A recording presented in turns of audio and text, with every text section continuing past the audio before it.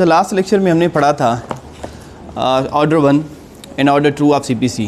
Order 1 के मैं briefly overview दे देता हूँ आपको कि ऑर्डर 1 जो है वो डील करता है पार्टीज से कि कौन से person as a plaintiff suit file कर सकते हैं और कौन से अशखास के ख़िलाफ़ सूट फाइल हो सकता है in the capacity of defendant, और क्या ज्वाइंडर ऑफ पार्टीज़ हो सकता है कि नहीं, रिप्रेजेंटेटिव सूट क्या होता है, मिस ज्वाइंडर नॉन ज्वाइंडर क्या होता है, और कोर्ट कब किस पार्टी को ऐड कर सकती है या स्ट्राइक कर सकती है। उसके बाद हमने पढ़ा था ऑर्डर 2 रूल 2 जो डील करता है फ्रेम ऑफ सूट से, किस तरीके से आप सूट को फ्रेम करेंगे। आपको claim as a whole mention करना है उस सूट में, या अगर कोई चीज़ आप ओमिट कर देते हैं, रिलिंक्विश कर देते हैं तो फ्यूचर में नहीं कर सकते।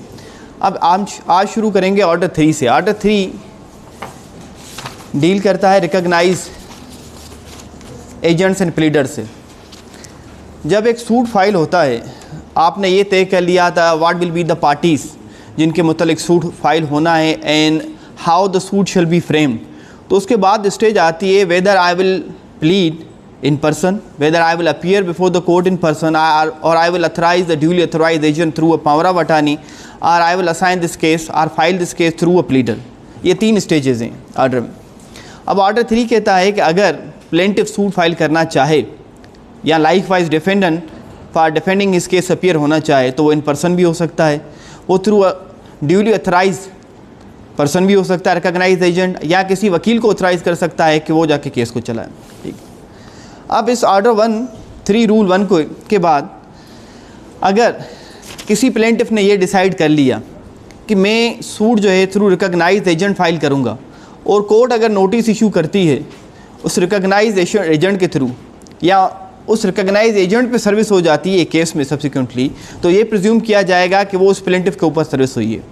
लाइकवाइज अगर कोई, इसमें एक ही इंपॉर्टेंट सेक्शन है अपॉइंटमेंट ऑफ प्लीडर से रिलेटेड, ऑर्डर 3 रूल 4, जिसके मतलब उमूमन पूछा भी जाता है इंटरव्यू में कि अगर आप किसी प्लीडर के थ्रू केस फाइल करते हैं, अब जिस बंदे को आपने वकील कर दिया, अब वकील साहब अगर आप उसको पावर दे देते हैं, एग्जीक्यूट कर देते हैं पावर, उस पावर में ये नेसेसरी है कि आप कोर्ट का नाम लिख के मुतल्लिक होनी चाहिए। अगर चीफ मिनिस्ट्रियल ऑफिसर देखता है कि there no violation of order 6 और ऑर्डर 7 ऑफ द CPC, तो फिर वो उस जो आप प्लेंट फाइल करते हैं उसको नंबर असाइन करके suits of civil register, civil suit of register जिसे हम कहते हैं कि एक रजिस्टर होता है for maintaining the record of the civil suits, उसमें इनकॉर्पोरेट कर देता है एंट्री, उसके बाद अपनी सिग्नेचर्स करके कोर्ट में प्रेजेंट करता है सूट।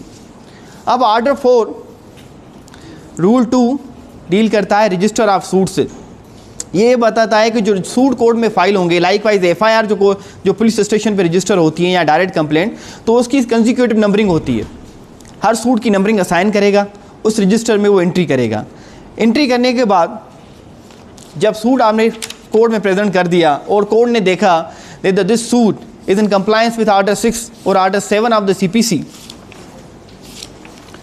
तो सब्सिक्वेंटली कोर्ट नोटिस इशू कर देती है। जो ऑर्डर 5 में, उसको हम बाद में पढ़ेंगे, पहले हम सीक्वेंस में आते हैं कि व्हाट इज़ प्लीडिंग। अब हमने प्लेंट फाइल कर दी कोर्ट में।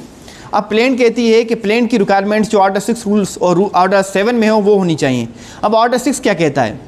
ऑर्डर 6 करता है pleading define. Order 6 rule 1 what is pleading, ये क्वेश्चन इंटरव्यू में भी आता है कि what is pleading, plaint and written statement.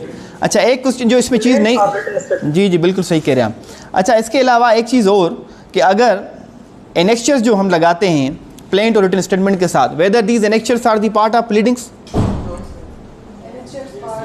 एनेक्चर्स part होते हैं, annexures are the part of the pleadings. क्यों?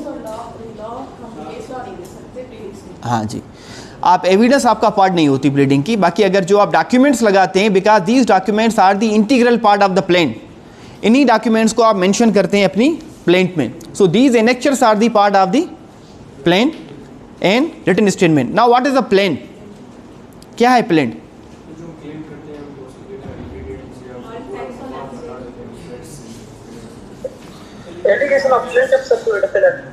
ठीक है, सही है, ये भी सही है। Plaint is basically a document, a written complaint filed by the plaintiff wherein he relies on, wherein he claims certain release on the basis of certain cause of action against the defendant। Simple definition तो इसकी यही है, या इन्होंने जो बताई वो भी सही है। अब what is written statement? Written statement हम किसे कहते हैं?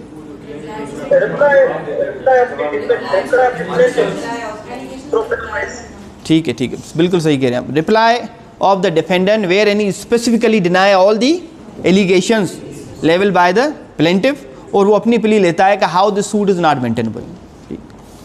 अच्छा, उसमें ऑर्डर 2 रूल 2 कहता है, ये ऑर्डर बड़ा इंपॉर्टेंट है, ऑर्डर 6 और ऑर्डर 7। ये पूरे हम ऑर्डर 1 से 20 तक जो पढ़ेंगे, इसमें सर्टेन ऑर्डर्स हैं जो बड़े इंपॉर्टेंट हैं, जिसके मुतालिक आपको अगर क्रेमिंग करनी पड़े तो मैं रूल बता दूंगा कौन सी, ठीक है। बाकी ये दोनों बड़े इंपॉर्टेंट हैं। ऑर्डर 6 रूल 2 कहता है कि प्लीडिंग आइदर प्लेंट हो या रिटन स्टेटमेंट हो, आप उसमें क्या लिखते हैं? Facts, material facts only. उस प्लेंट और रिटन स्टेटमेंट में आप कभी भी एविडेंस का तस्करा नहीं करते। अब इसकी मिसाल ऐसे है कि जैसे अगर मैं कहूँ कि मेरा एग्रीमेंट हुआ है आपके साथ, फला तारीख को हमारे बीच में एग्रीमेंट हुआ था, उसमें ये तय पाया, पर अगर मैं ये लिखूँ कि मैं इस एग्रीमेंट को प्रूव करूँगा through so and so witnesses, तो this will be the evidence which you will lead after the framing of the issues. तो ये बात की स्टेज, सिर्फ आप में इसको लिखना है मटीरियल फैक्ट्स। और वो मटीरियल फैक्ट्स क्या हैं जिन पे आप रिलाई करते हैं, जिसकी बुनियाद पे आप केस फाइल करते हैं अगेंस्ट डिफेंडेंट। लाइकवाइज जब defendant case file written statement file करता है तो वो वही मटीरियल कंटेंशंस लिखता है। Apart from denying all the contentions raised by the plaintiff, defendant जो है न्यू फैक्ट्स इंट्रोड्यूस करता है कि सर ये केस ऐसे नहीं है, ये केस बार्ड बाय लिमिटेशन है, सर इसमें फ्रॉड है, या जो भी चीज़ें। अब फॉर्म ऑफ प्लीडिंग्स, अपेंडिक्स अगर आप ए देखेंगे, अगर आप सीपीसी किसी के पास है तो वो अपेंडिक्स ए खोल के देखेगा तो उसको बड़ी आसानी हो जाएगी समझने में कि what is the form of pleading. अब ये मैं ये जूम पे भी दिखा रहा हूँ, आप देख लीजिएगा, जिनके पास सीपीसी है वो देख लें। अगर आप इसको देखेंगे तो बड़ी आसानी हो जाएगी आपको समझने के लिए। अपेंडिक्स ए में एक फॉर्मेट्स दिए गए हैं, जैसे हम ऑर्डर 7 रूल 1 पढ़ेंगे इसके साथ। जब आप प्लेंट फाइल करते हैं तो पर्टिकुलर फॉर्म प्रिस्क्राइब किए जाते हैं। सबसे पहले हम देखते हैं कोर्ट का टाइटल ऑफ द सूट आता है, जिसमें कोर्ट का नाम, कोर्ट के नाम के बाद हम देखते हैं कि प्लेंटिफ पार्टीज़ के नाम आते हैं, डिस्क्रिप्शन आती हैं पार्टीज़ की, और उनकी रेजिडेंस जो है वो मेंशन करना बड़ी इंपॉर्टेंट होती है। वो भी हम पढ़ेंगे आर्टिकल 7 में कि रेजिडेंस, उनका एड्रेस मेंशन करना कितना इंपॉर्टेंट है। उसके बाद आप केस की हेडिंग देते हैं। उसके बाद आप प्लेंटिफ्स के जो कंटेंशंस होते हैं, मटेरियल फैक्ट्स जो कॉन्स्टिट्यूट करते हैं काज ऑफ एक्शन, आप उस पर आते हैं। काज ऑफ एक्शन के बाद प्लेंटिफ जो है वो ये लिखता है कि क्या इस कोर्ट की जुरिस्डिक्शन में केस आता है कि नहीं, ये इसकी वैल्यूएशन कितनी है, कोर्ट फी कितनी है, और वो प्रेयर क्या सीख करता है। This is the form which is given in appendix A of the civil procedure code. अब उसके बाद कहते हैं particulars to be given where necessary. अगर प्लेंटिफ सूट फाइल करता है जिसमें यह कहता है कि मेरे साथ डिफेंडेंट ने मिस रिप्रेजेंटेशन की है या मेरे साथ फ्रॉड हुआ है, तो ऑर्डर 4 कहता है वो पर्टिकुलरली मेंशन करेगा इन द प्लेन। अगर मैं कहूँ I executed an agreement with mister Didar कोसो on so and so date, अगर ये मैं ना लिखूँ कि इसने मेरे साथ फ्रॉड किया है, तो subsequently I can not take such plea. ये चीज़ें मुझे स्पेसिफिकली लिखनी है अपनी प्लेन में या अपने WS में। अब उसके बाद ऑर्डर 6 का रूल 5 कहता है फर्दर स्टेटमेंट। अगर किसी ने प्लेन या रिटन स्टेटमेंट फाइल कर ली, उस किसी चीज़ फैक्ट्स की वजाहत चाहता है, तो वो कोर्ट में एप्लीकेशन फाइल करता है कि सर मैंने एग्रीमेंट का तस्करा तो किया है, पर मैंने स्पेसिफाई नहीं किया कि सर मुझसे मेरे साथ एग्रीमेंट के ज़रिए फ्रॉड हुआ या मिस रिप्रेजेंटेशन की गई या कोई भी चीज़ है। तो वो कोर्ट की परमिशन लेने के बाद प्लीडिंग में स्टेट करता है सच फैक्ट।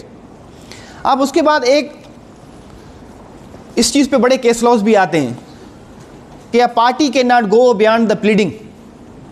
जिन लेवल की प्रैक्टिस होगी तो आपने देखा होगा, a party cannot go beyond the pleading. What you have specifically mention in the pleading you have to abide by such contents. You can not go beyond the ambit of the plaint और written statement. अब ये जो principal है कहाँ से drive किया गया? Order 6 rule 7 departure. और ये बड़े इंपॉर्टेंट है, जो मैं चीज़ बताऊं इंपॉर्टेंट, उसको नोट भी कर लें, क्योंकि ये आपसे MCQs में या आपसे इंटरव्यू के टाइम पे पूछी जाएगी, उमूमन रिटन में भी आ जाते हैं। No pleading shall except by way of amendment raise any new ground of claim or contain any allegation of fact inconsistent with the previous pleadings of the party pleading the same until and unless you seek the permission for the amendment of the plain or written statement। तब तक आप कोई भी नया ground raise नहीं कर सकते। ना अपनी एविडेंस के दौरान, ना अपने आर्ग्यूमेंट्स के दौरान। अब उसके बाद ऑर्डर 6 रूल 9 कहता है effect of document to be stated. अगर मैं किसी एग्रीमेंट पर रिलाई करता हूँ, मैंने सूट फॉर एस्पेक्ट परफॉर्मेंस फाइल किया है, तो क्या ये लाजमी है कि मैं एग्रीमेंट के पूरे कंटेंट्स को कॉपी करके मैं अपनी प्लेंट में पेश कर दूँ या रिटन स्टेटमेंट में कर दूँ? तो ऑर्डर 6 कहता है रूल 9 का, अगर किसी डॉक्यूमेंट पे आप रिलाई कर रहे हैं, उस डॉक्यूमेंट के बारे में आप सिर्फ मेंशन करते हैं, तो इफेक्ट यही होगा कि उसके सारे डॉक्यूमेंट के जो टर्म्स एंड क्लॉजेज हैं shall be constituted as a part of the pleading. तो उसको आपको ब्रीफली मेंशन करना है, ना कि डिटेल में पूरे कंटेंट्स को कॉपी करके पेश कर दें आप। लाइकवाइज ऑर्डर 6 का रूल 10 कहता है if you are filing a suit and in the suit you are alleging that there was a malice on the part of the defendant when he executed the agreement with me. At that time he had no intention to deliver such property to me. This is the malice of the defendant. Then you have to specifically mention such contention in the pleading. Pleading की जब भी बात करें तो plain written statement। अब ये बड़ी important है, ऑर्डर 6 रूल 14 और रूल 15, ये दोनों बड़े इंपॉर्टेंट हैं। जब भी हम प्लीडिंग ड्राफ्ट करते हैं, वो प्लेंट हो या रिटन स्टेटमेंट हो, तो उसमें सिग्नेचर होते हैं, या तो प्लेंटिफ और डिफेंडेंट के जो इन पर्सन फाइल करें उनके अपने होंगे, अगर किसी को अथराइज़ करते हैं तो थ्रू सच अथराइज पर्सन, अगर वो उस वक्त कोर्ट में मौजूद नहीं है, उस पर केसला हुए हैं कि अगर ये इरेगुलरिटी हो जाती है, सिर्फ लायर साइन करके दे देता है, तो सब्सिक्वेंटली क्योर हो सकती है, ठीक है, क्यूरेबल डिफेक्ट है। उसके बाद order 6 rule 15 verification of the plaint, this is mandatory. इस पे सवाल भी आ जाते हैं, प्लीडिंग से अगर आपने देखे होंगे पास पेपर में, तो ये चीज़ें आपको मेंशन करनी है। ऑर्डर 6 रूल 15 कि जो भी प्लीडिंग होगी वो वेरीफाई की जाएगी। अब वेरीफाई करने के लिए कैसे होगी? On oath or solemn affirmation. What is the difference between the oath and the solemn affirmation? क्या डिफरेंस है दोनों में? ओथ जो हम लेते हैं वो रिलीजियस पर्सपेक्टिव में लेते हैं। अगर मैं कहूँ कि सर मैं ये कसम खाता हूँ कि मैं जो बोलूँगा सच बोलूँगा, अगर मैं सच ना बोलूँ तो मेरे ऊपर अल्लाह का कहर और अज़ाब नाज़िल होता है। जो सोलेम अफर्मेशन होती है उसके लीगल कंसिक्वेंसेस होते हैं, उसका रिलीजियस पर्सपेक्टिव से कोई चीज़ लेनी देनी नहीं होती सोलेम अफर्मेशन की। अब इसमें जब वेरिफिकेशन होती है, आपने किसी ने भी अगर प्लेंट ड्राफ्ट की होगी या किसी ने सूट चलाया होगा, देखा होगा, उसकी बॉटम पे प्लेंट की हम वेरिफिकेशन बनाते हैं। वेरिफिकेशन में हम उस पार्टी का नाम लिखते हैं या उसको जो वेरीफाई करता है, और ये लिखते हैं जो प्लेंटिव जिसने सूट फाइल किया है वो कौन सी चीज़ें हैं जो उसकी पर्सनल नॉलेज के through, sir I verify the contents of paragraph 1 to 15, ठीक है, जो मेरी पर्सनल नॉलेज से हैं, जो मुझे पता है, और ये चीज़ें पैराग्राफ 16 to 20 जो है सर मुझे पता चला था दूसरे किसी बंदे के थ्रू। अब उस पर ऑर्डर 16 का रूल 2 कहता है the person verifying shall specify by reference to the numbered paragraphs of the pleadings what he verifies of his own knowledge and what he verifies upon information received and believe to be true. अगर आपने देखा होगा तो verification के नीचे ये लिखा होता है। उमूमन जो भी अच्छी फर्म्स लॉ सिविल की प्रैक्टिस करते हैं वो स्पेसिफिकली मेंशन करते हैं, अदरवाइज सिविल केसेस में बहुत सारे वकील ये मेंशन नहीं करते, ये चीज़ सिर्फ वेरिफिकेशन बना देते हैं। अब स्ट्राइकिंग आउट प्लीडिंग, अगर मैंने प्लेंट में या रिटन स्टेटमेंट में अदर साइड के खिलाफ कोई स्कैंडलस रिमार्क्स लिख दिए, कोई अननेसेसरी चीज़ लिख दी जिससे डिले हो सकती है, एम्बेरसमेंट ऑफ प्रोसीडिंग हो सकती है, तो मैं ऑर्डर 6 रूल 16 की एप्लीकेशन फाइल करके, अच्छा मैं कोशिश करता हूँ थोड़ा धीरे धीरे बोलूँ, ठीक है, ये मैन्युफैक्चरिंग मसला है मेरे साथ, मैं कोशिश करता हूँ कि धीरे धीरे बोलूँ पर ये हो जाता है, मैं धीरे बोलता हूँ। अच्छा इसमें जी, अच्छा नहीं, हम डॉवरी लिस्ट की बात नहीं कर रहे, हम तो जनरली प्लीडिंग्स की बात कर रहे हैं।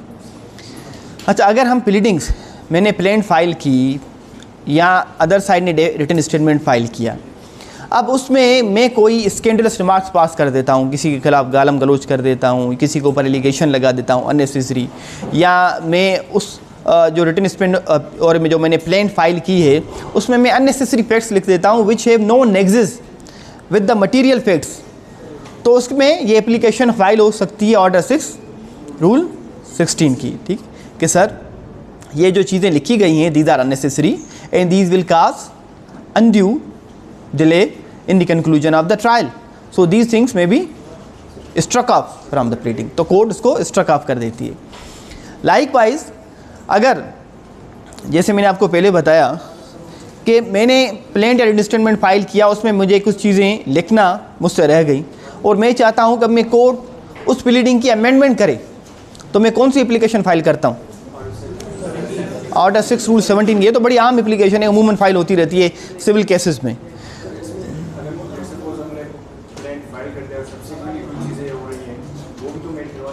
आप कर सकते हैं, उसके लिए तो एक स्पेसिफिक प्रोविजन दिया गया है कि आप further statement, additional written statement file करते हैं, ठीक है, या कोर्ट से परमिशन लेके एडिशनल प्रिंट फाइल करते हैं, उसी का पार्ट होती है। या ऑर्डर 6 रूल 17 में होता है कि जो आपने लिखा हुआ है आप उसको अमेंड करेंगे, ठीक। अच्छा, इसके बाद अगर कोर्ट ने आपको कहा, पर यह चीज़ इंपॉर्टेंट है कि जब अमेंडमेंट ऑफ प्लीडिंग होगी तो वो उसका पर्पज़ ये होना चाहिए to determine the real question in controversy. ऐसे ना कि आप एप्लीकेशन दे दें, आप अननेसेसरी फैक्ट्स को अमेंड करा दें। जो आप अमेंडमेंट चाहते हैं उसका कनेक्शन होना चाहिए विद द मटेरियल फैक्ट्स, और उसका पर्पज़ ये होना चाहिए कि सर मैं अमेंडमेंट इसलिए कर रहा हूँ कि जो real controversy between the parties है वो डिसाइड हो सके।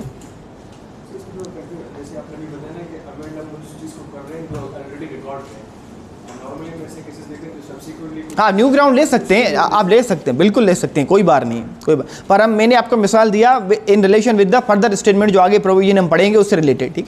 अमेंडमेंट के थ्रू आप कोर्ट से परमिशन लेके ग्राउंड ले सकते हैं, पर रीज़न, पर्पज़ आपका ये होना चाहिए कि सर मैं ये चाहता हूँ कि जो real controversy between the parties है वो डिसाइड हो जाए, ठीक है।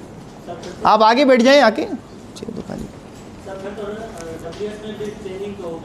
हाँ होगी बिल्कुल। अच्छा, जब अमेंडमेंट की एप्लीकेशन ग्रांट हो जाती है तो उसके बाद प्लेंट जो है अमेंडेड प्लेंटिफ आके अमेंडेड प्लेंट फाइल करता है।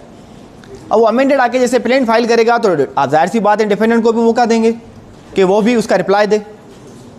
पर अब इसमें ऑर्डर 6 रूल 18 कहता है कि जब कोर्ट ऑर्डर करेगी अमेंडमेंट का प्लीडिंग में तो विद इन 14 डेज आपको उसकी कंप्लायंस करनी है। 14 डेज़ के अंदर आपको वो अमेंडेड प्लेंट या रिटन स्टेटमेंट आगे कोर्ट में जमा कराना है। अगर आप नहीं कराते तो subsequently you can not do that. ये एक लिमिटेशन लगाई गई है on the doctrine of amendment of pleading. अब ऑर्डर 7 रूल 1, अगर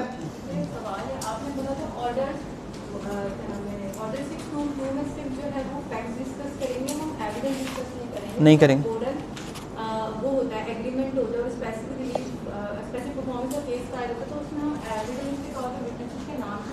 नहीं, विटनेसेस के नाम डालना है समथिंग डिफरेंट। अगर हम ये बोलें कि ये विटनेस ये गवाही देगा और ये विटनेस ये गवाही देगा तो ये मेंशन हम नहीं कर सकते, ठीक।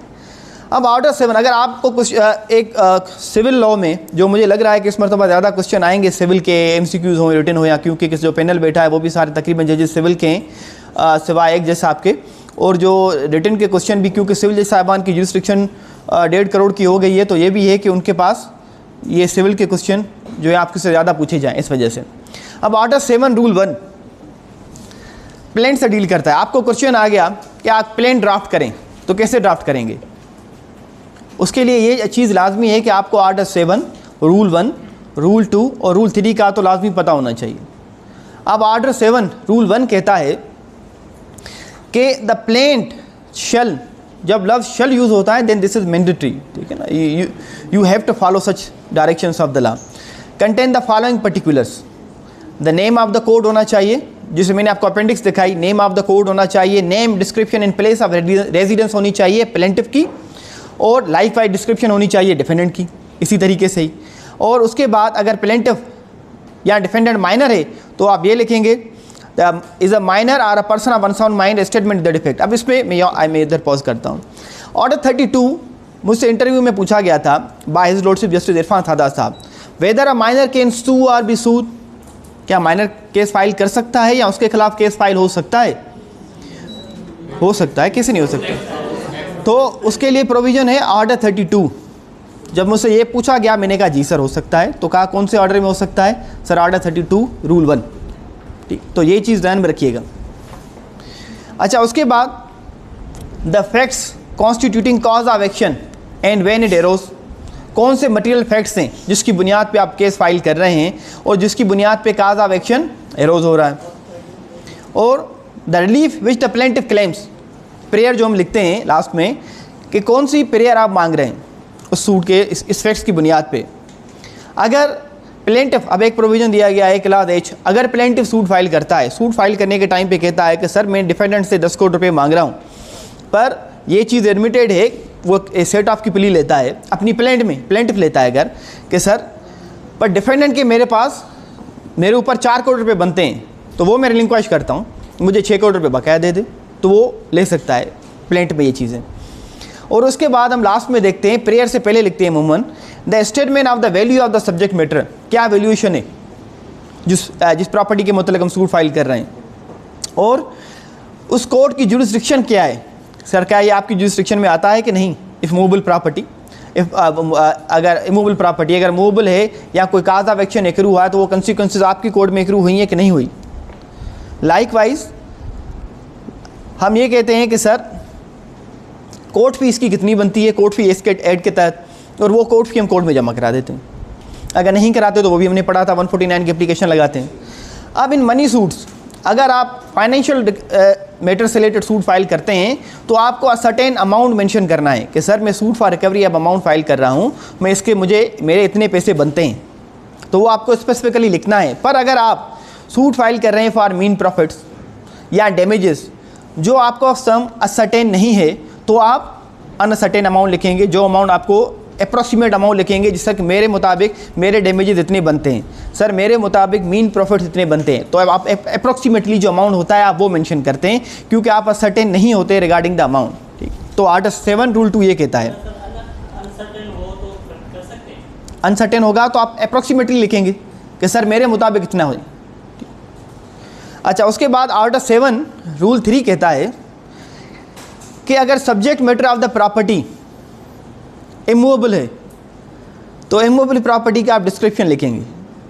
ठीक, डिस्क्रिप्शन कैसे लिखेंगे कि सर ये घर का नंबर है, ये स्ट्रीट है, ये इस मोहल्ले में सिचुएट करती है, अच्छा ये इस शहर में है, लाइक अगर सर्वे लैंड है तो सर्वे नंबर या बाउंड्री, ये उसके मतलब। अब आर्टिकल 7 का रूल 6, अगर आप प्लेन फाइल करने के टाइम पे ये कहते हैं कि sir though the suit is barred, article 113 में या आर्टिकल 91 लिमिटेशन एक्ट में 3 साल के मिस्टर मुझे फाइल करना चाहिए था कैंसिलेशन या स्पिल परफॉर्मेंस के लिए, और सर मैंने फ़ाइल नहीं किया, तो आप जब सूट फाइल करेंगे तो उसमें आप स्पेसिफिकली लिखेंगे if you are taking the plea of limitation. तो आर्टिकल 7 रूल 6 उसकी बात कर रहा है कि एग्जेम्पशन फ्रॉम लिमिटेशन लॉ, तो आपको सफिशिएंट काज लिखना पड़ेगा। और आर्टिकल 7 रूल 7 कहता है कि when you file the plaint you have to specifically state the relief which you are claiming. ये भी बड़ा इंपॉर्टेंट क्वेश्चन है, ये एक जज साहब से पूछा गया था 2015 की बैच के जज साहब थे, उनसे इंटरव्यू के दौरान कि ये कहाँ पे लिखा हुआ है कि आपको स्पेसिफिकली रिलीफ क्लेम करना है। तो आर्टिकल 7 रूल 7 में ये लिखा हुआ है कि आप जो भी रिलीफ है आइदर आप सिंपली करें कि सर इसको डिक्लेरेशन दें, मैं अगर गवर्नमेंट में अगर प्राइवेट कंपनी में जॉब करता हूँ, मुझे जॉब से निकाल दिया, अब मैं सूट फाइल करता हूँ, वैसे तो मास्टर सर्वेंट का रूल अप्लाई करता है, वो बड़ी लेंथी डिस्कशन है कि सर मुझे इनको डायरेक्शन दें कि मुझे रीइंस्टेट करें इन सर्विस, पर अगर मैं सिंपल प्रे मेरी ये है, अब इसमें दूसरा लफ्ज़ यूज़ किया गया इन अल्टरनेटिव। अगर मैं कहूँ कि सर अगर ये मुझे रीइंस्टेट नहीं करते सर्विस में तो इनको डायरेक्शन दी जाए इन अल्टरनेटिव, क्लियर करते हैं इन alternative they may be directed to give damages to me to the tune of so and so, जितना भी अमाउंट होगा। अब उसके बाद ऑर्डर 7 का रूल 8 कहता है कि अगर आपका रिलीफ सेपरेट ग्राउंड पे बेस करता है तो वो आपको वो separate grounds, distinct grounds mention करने पड़ेंगे अपनी प्लेन पे, जिसकी बुनियाद पे आप अपना रिलीफ सीख करते हैं। अब मैंने प्लेन फाइल कर दी, आर्टिकल 6 और रूल 7 की रिक्वायरमेंट पूरी हो गई। अब जब मैं प्लेन फाइल करता हूँ और जैसा आप ऑर्डर करते हैं कि suit admitted subject to all just legal exceptions, ठीक है, issue summons through so and so, जो भी मोड हैं एडी के ज़रिए या पोस्टल चार्जेस के ज़रिए आप करवाते हैं या कुरियर सर्विस के ज़रिए करवाते हैं, तो जब ये चीज़ आएगी तो आर्टिकल 7 रूल 9 कहता है कि आप अपनी प्लेन के साथ लिस्ट ऑफ डॉक्यूमेंट देंगे और जितने डिफेंडेंट्स होंगे उतनी कापी सप्लाई करेंगे, उसके साथ 2 एक्स्ट्रा सेट आप कोर्ट में सप्लाई करेंगे वाइल फाइलिंग द सूट।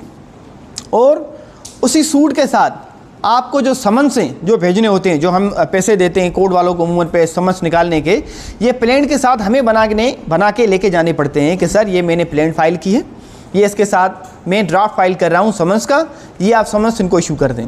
तो जो चीफ मिनिस्टर ऑफिसर होता है अगर देखता है कि सूट एडमिट हो गया, जज साहब ने कर दिया, आफ्टर स्क्रूटनी उसके कोई ऑब्जेक्शन होते हैं वो लगा देता है सिविल कोड रूल्स के मुताबिक, तो वो हर डॉक्यूमेंट पे सिग्नेचर करता है चीफ मिनिस्टर ऑफिसर, सच लिस्ट और कॉपीज़ ऑफ द स्टेटमेंट जो हम प्रोवाइड करते हैं।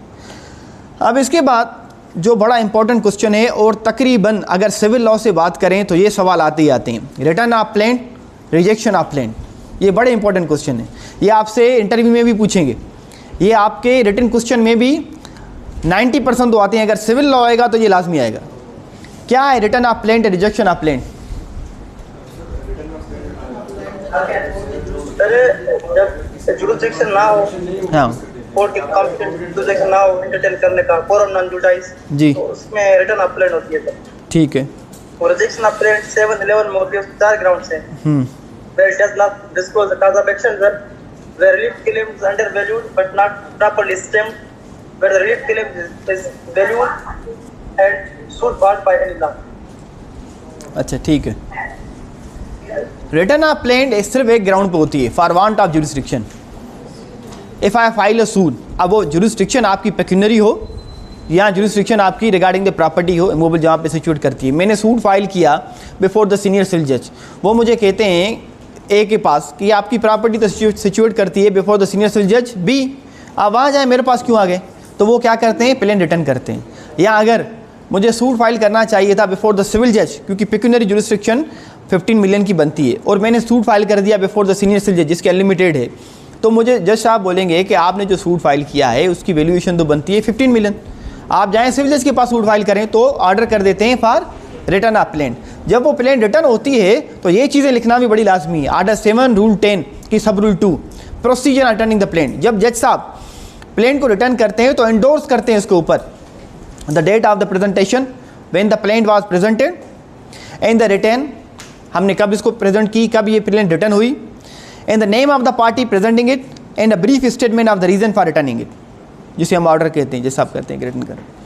अब रिजेक्शन ऑफ प्लेन, जैसे मेरे भाई ने बताया कि 4 ग्राउंड्स पे होती है रिजेक्शन ऑफ प्लेंट। सबसे पहले where it does not disclose a cause of action, मैं सूट फाइल कर रहा हूँ, मेरा काज ऑफ एक्शन बनता ही नहीं है, तो कोर्ट जो है वो प्लेंट रिजेक्ट कर देती है। या अगर मैं सूट फाइल करूँ तो आर्डर 7 रूल 11 का क्लॉज बी कहता है कि अंडर वैल्यू करता हूँ, कोर्ट मुझे टाइम देगी आप इसकी वैल्यूएशन करेक्ट कर लें, उसके बावजूद भी मैं नहीं करता तो court order 7 rule 11 clause B में प्लेन रिजेक्ट कर देती है। Likewise order 7 rule 11 clause C कहता है कि अगर रिलीफ में क्लेम कर रहा हूँ वो प्रॉपरली वैल्यूड तो है पर इनसफिशिएंट स्टेम है, कोर्ट ड्यूटी है, इनसफिशिएंट है, तो उसके बाद कोर्ट मुझे टाइम देगी रेक्टिफाई करने के लिए। अगर मैं नहीं करता तो कोर्ट प्लेन रिजेक्ट कर देती है। लास्ट है when where the suit appears from the statement in the plaint to be barred by law, by any law. दीदार ये मोबाइल खड़ी जो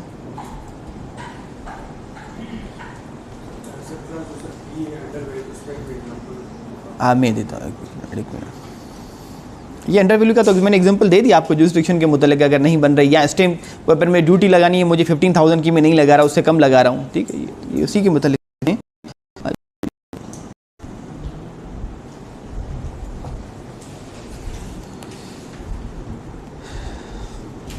एकड़े ग्रुप में मोकलाएं, बे में तू पाण मोकल, ठीक है।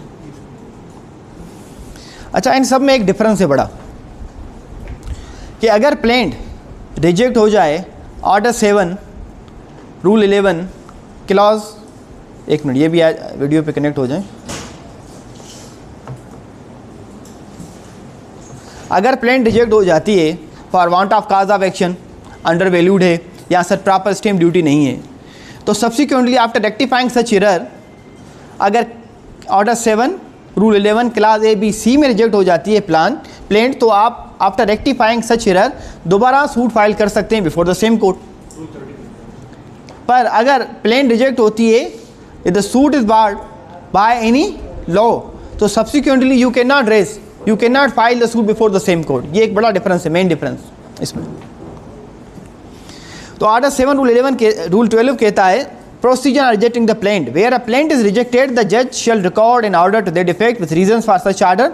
अब जो मैंने एक्सेप्शन आपको बताई वो मेंशन है आर्डर 7 रूल 13 में, उसमें लिखा हुआ है कि regarding the same cause of action आप फ्रेश प्लेंट फाइल कर सकते हैं, पर अगर आपका सूट, आपकी प्लेंट रिजेक्ट हो गई due to ground of limitation कि सर ये 3 साल के अंदर सूट फाइल होना था, नहीं हुआ, 12 साल के अंदर फाइल होना था, पोजीशन का सर नहीं किया गया सूट फाइल, तो आप दोबारा फाइल नहीं कर सकते, आपको उस ऑर्डर को चैलेंज करना पड़ेगा। अच्छा, उसके बाद ये बड़ा इंपॉर्टेंट है, जब भी आप प्लेन फाइल करते हैं तो प्लेन के साथ 3 चीज़ें और लगाते हैं। एक आप क्या लगाते हैं, list of documents out of 7, इनको पहले नोट कर लें, बड़ी इंपॉर्टेंट चीज़ें। आउट ऑफ 7 रूल 14 सब रूल 2, आप प्लेन के साथ लिस्ट ऑफ डॉक्यूमेंट एनेक्स करते हैं। और आउट ऑफ 7 रूल 19 कहता है कि आप प्लेन के साथ लिस्ट ऑफ एड्रेस भी लगाते हैं। This is the address of the plaintiff, ये डिफेंडेंट के एड्रेस हैं, ये मेरे काउंसिल का एड्रेस है। अगर आप ये एड्रेस नहीं लगाते तो आर्डर 7 का रूल 21 कहता है कि आपका सूट जो है वो डिसमिस हो जाएगा। तो ये बड़ी इंपॉर्टेंट चीज़ होती है प्लेन के साथ लिस्ट ऑफ एड्रेस लगाना। रूल 19 कहता है लिस्ट ऑफ एड्रेस लगाना है। रूल 21 कहता है कि अगर आप नहीं लगाते the consequences of failure to file address then the court shall dismiss the suit. उसके बाद order 7 rule 26 list of legal representative of plaintiff कि सर मैं ये सूट फाइल कर रहा हूँ, in case God forbid I expire during the pendency of the suit then these are my legal years.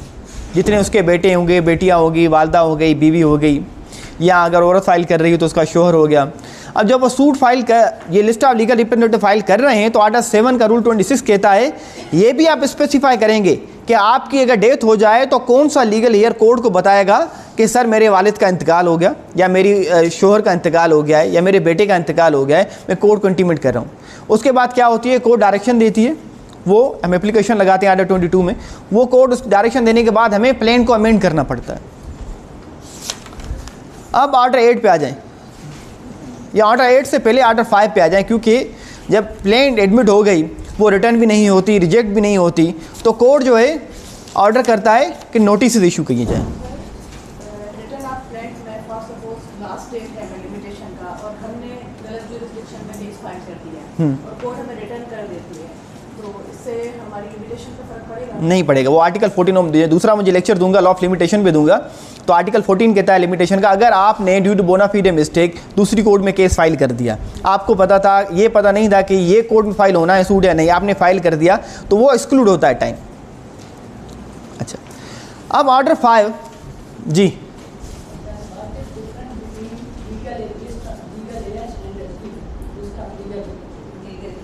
Ji what is difference between the list of, अच्छा देखिए legal representative तो हमने पढ़ा सेक्शन 51-52 में, जो उसकी प्रॉपर्टी के वर्षा होंगे, ठीक, स्टेट जिसकी को रिप्रेजेंट करेंगे after the death of such a person, वो लीगल रिप्रेजेंटेटिव्स होते हैं, ठीक।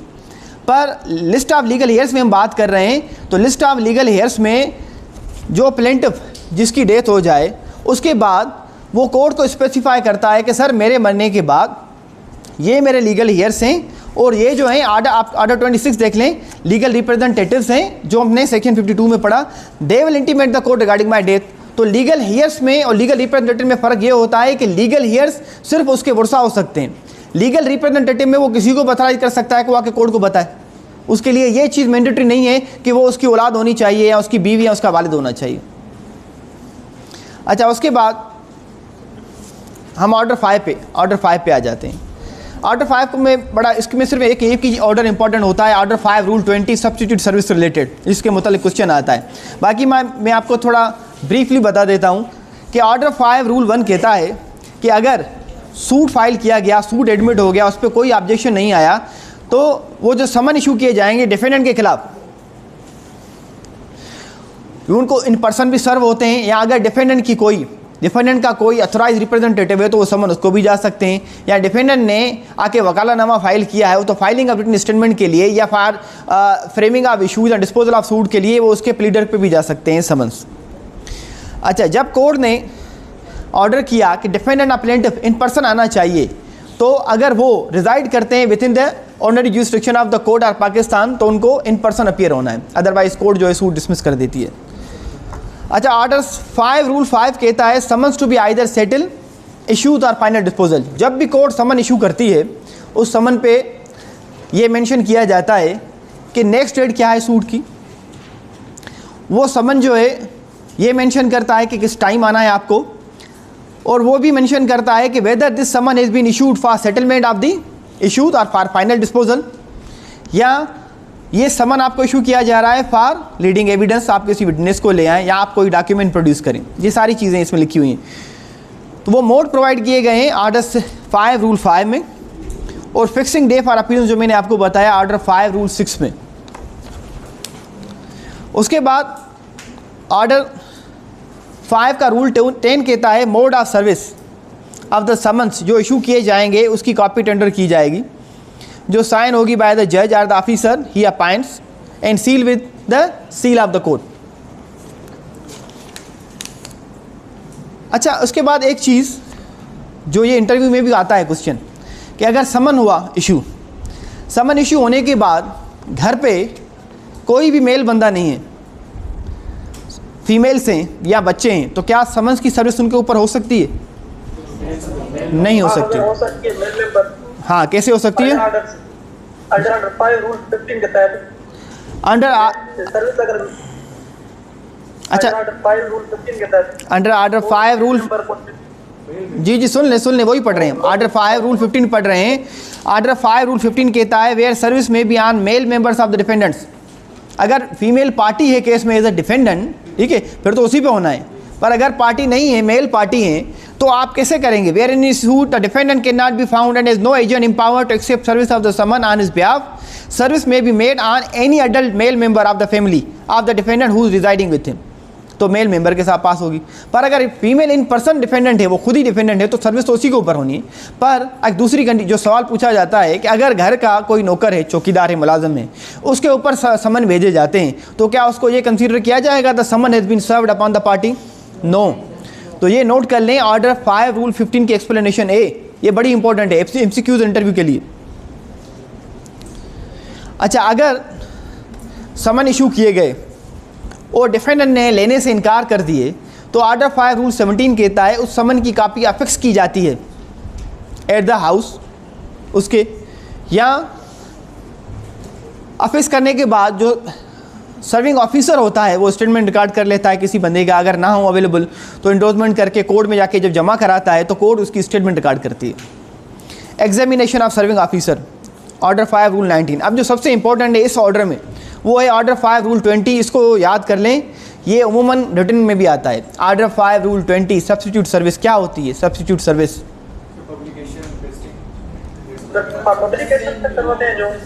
जी, publication is one of the mode of substitute service, one of the mode. हाँ, अफेक्स समन को जिसे हम पेस्टिंग कहते हैं, ठीक है, हाँ ठीक है, इलेक्ट्रॉनिक डिवाइस हो गई, ये भी सही है, अफिक्सिंग हो गई, ये भी सही है, ड्रम बजाना किसी को, हाँ ड्रम बजाना, ठीक है, ये भी सही है, या आप मेल कर देते हैं या आप पब्लिकेशन करते हैं। These are the all are the modes of the substitute service, ठीक है, तो ये आप ध्यान में रख लें। अच्छा, उसके बाद ऑर्डर 8 पे आ जाएं, रिटन स्टेटमेंट। सर नोटिस और समन्स में क्या है? किसमें नोटिस और देखिए, नोटिस और समन्स में तो बेसिकली थ्रू आप सबपीना जिसे हम कहते हैं, you are calling a person, ठीक है, आप आ जाएं। आई माइट बी रॉन्ग, अगर रॉन्ग हो तो मुझे करेक्ट कर लीजिएगा। नोटिस के थ्रू आप कोई डॉक्यूमेंट वगैरह मंगवा लेते हैं या किसी चीज़ के आप उसे कहते हैं नोटिस ऑफ फैक्ट्स दे दें, whether you are admitting certain facts are not, whether you are notice of production the documents, क्या आप ये कोर्ट में डॉक्यूमेंट ला रहे हैं कि नहीं ला रहे, जो हम पढ़ेंगे आगे ऑर्डर 12 में रिगार्डिंग। नोटिस में जो शायद मुझे पढ़ाया था उसमें ये था कि समन्स हमेशा प्लेंट के साथ जाते हैं। जी सही बात है। और नोटिस एप्लीकेशन पर हाँ। 17 की एप्लीकेशन ऑफ फैमिली लगाते हैं तो हम उस पर नोटिस करेंगे तो समन नहीं जाएगा, समन जाएगा। बिल्कुल सही कह रहे हैं आप, बिल्कुल सही कह, सही बात है, बिल्कुल सही है। हम जब भी समन करते हैं regarding the plaint, you are calling the attendance of the defendant, क्या आप आ जाएं। नोटिस अगर आप ऑर्डर 12 भी पढ़ेंगे तो रिगार्डिंग डिफरेंट फैक्ट्स, क्या आप किसी चीज़ के एडमिशन कर रहे हैं कि नहीं, आप किसी डॉक्यूमेंट के मुतालिक आप क्या क्या कहना है, क्या वो आप डॉक्यूमेंट कोर्ट में प्रोड्यूस कर रहे हैं कि नहीं, या if you are filing an interlocutory application, ठीक है, you are calling the reply from the other party and you are not seeking the personal attendance of such person, ठीक, तो सही आप सही कह रही हैं। अच्छा, रिटन स्टेटमेंट ऑर्डर 8 रूल 1 में जब प्लेन फाइल हो गई और नोटिस इशू हो जाते हैं तो डिफेंडेंट को विद इन 30 डेज़ कोर्ट में आकर रिटन स्टेटमेंट फाइल करना पड़ता है। अब इसमें लॉ ने थोड़ी लीनियंसी रखी है कि अगर विद इन 30 डेज़ फाइल नहीं होता और वो एडजमेंट देता है, then such time can be adjourned, ठीक। तो एक्सटेंड हो सकता है वो टाइम, वो अमूमन 30 डेज तक ही होता है अगर एक्सटेंशन हो भी तो।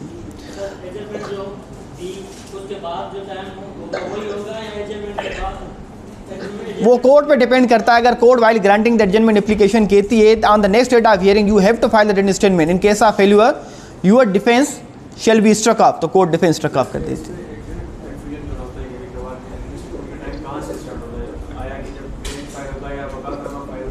नो, जब आपको जो समन्स इशू किए जाते हैं या नोटिस आपके ऊपर सर्व होते हैं, समन्स इशू ऑर्डर 5 जिसकी हम बात कर रहे थे, समन आपको मिल गया, from that day the time of filing the limit written statement shall be counted. अच्छा, तो एक ही बात हो गई ना। अगर ऑर्डर 5 पढ़ लें, ऑर्डर 5 कहता है कि आप समन इशू करेंगे, ठीक है। अगर आप समन्स इशू नहीं कराते, सूट फाइल होता है, डिफेंडेंट वॉलंटरली आ गया कोर्ट में और कॉपी रिसीव कर ली, अगर कॉपी रिसीव कर लेता है तो डिफेंडेंट की जो लिमिटेशन काउंट होती है फॉर फाइलिंग रिटन स्टेटमेंट उसी दिन से होती है। पर अगर जैसे हमने पढ़ा ऑर्डर 5 में कि आप समन भेजते हैं along with the copy of the plaint, अगर समन गया प्लेंट की कॉपी नहीं गई तो लिमिटेशन कब से स्टार्ट होगी? जब उसको कॉपी मिलेगी प्लेंट की।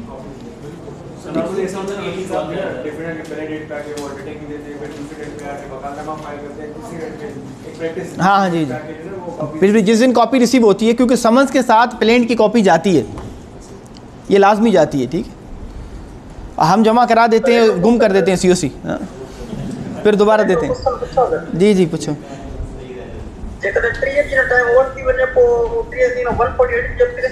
हाँ, एक्सटेंड थी सके तो मैं ये ॿुधायां पोइ त उहो टाइम एक्सटेंड थी सके थो, न त केस लॉस आहिनि खोड़ सारा, त रिटन स्टेटमेंट जो टाइम एक्सटेंड थी सके थो, उन ते जजमेंट्स आहे त तव्हां वधीक 30 डेज़ ताईं एक्सटेंड करे सघो था, ठीकु आहे। पर 30 डेज़ उहा फाइनल न आहे कोर्ट जे लाइ। अगरि 3 ॾींहं पूरा थी विया, कोर्ट चाहे थी त in the description of the court असां टाइम कोर्ट एक्सटेंड नथी करे टाइम, त कोर्ट जो इहो पावर आहे, कोर्ट जेको आहे सो डिफेंस स्ट्रक ऑफ करे सघे थी। पर अगरि कोर्ट चए त 3 ॾींहंनि जो टाइम ॾिनो आहे ऐं कंहिं सफिशिएंट रीज़न जे करे उहो रिटन स्टेटमेंट फाइल नथो करे सघे त कोर्ट टाइम एक्सटेंड करे सघे थी, ठीकु आहे। एक्सटेंड कंदी त हुन में स्पेसिफिकली मेंशन करे सघे थी त टाइम इहो केतिरे हद ताईं एक्सटेंड कयो थो वञे, हफ़्ते जे लाइ, 2 हफ़्ता या 3 ॾींहं, जेको बि वो कोर्ट जो डिस्क्रिप्शन है।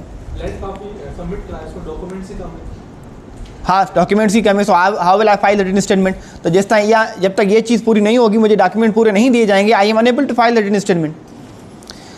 अच्छा, उसके बाद ऑर्डर 8 रूल 2 कहता है new facts must be specifically pleaded, जो मैंने आपको पहले बताया। आप पैरावाइज रिप्लाई तो देंगे ही देंगे प्लेंट का, पर अगर आप न्यू फैक्ट्स, जैसे न्यू फैक्ट्स से मुराद क्या है, इसमें ही लिखा हुआ है, आप देखें कि सर ये सूट मेंटेनेबल नहीं है, सर ये ट्रांजैक्शन वाइड है, sir this transaction is voidable at my part, ठीक है।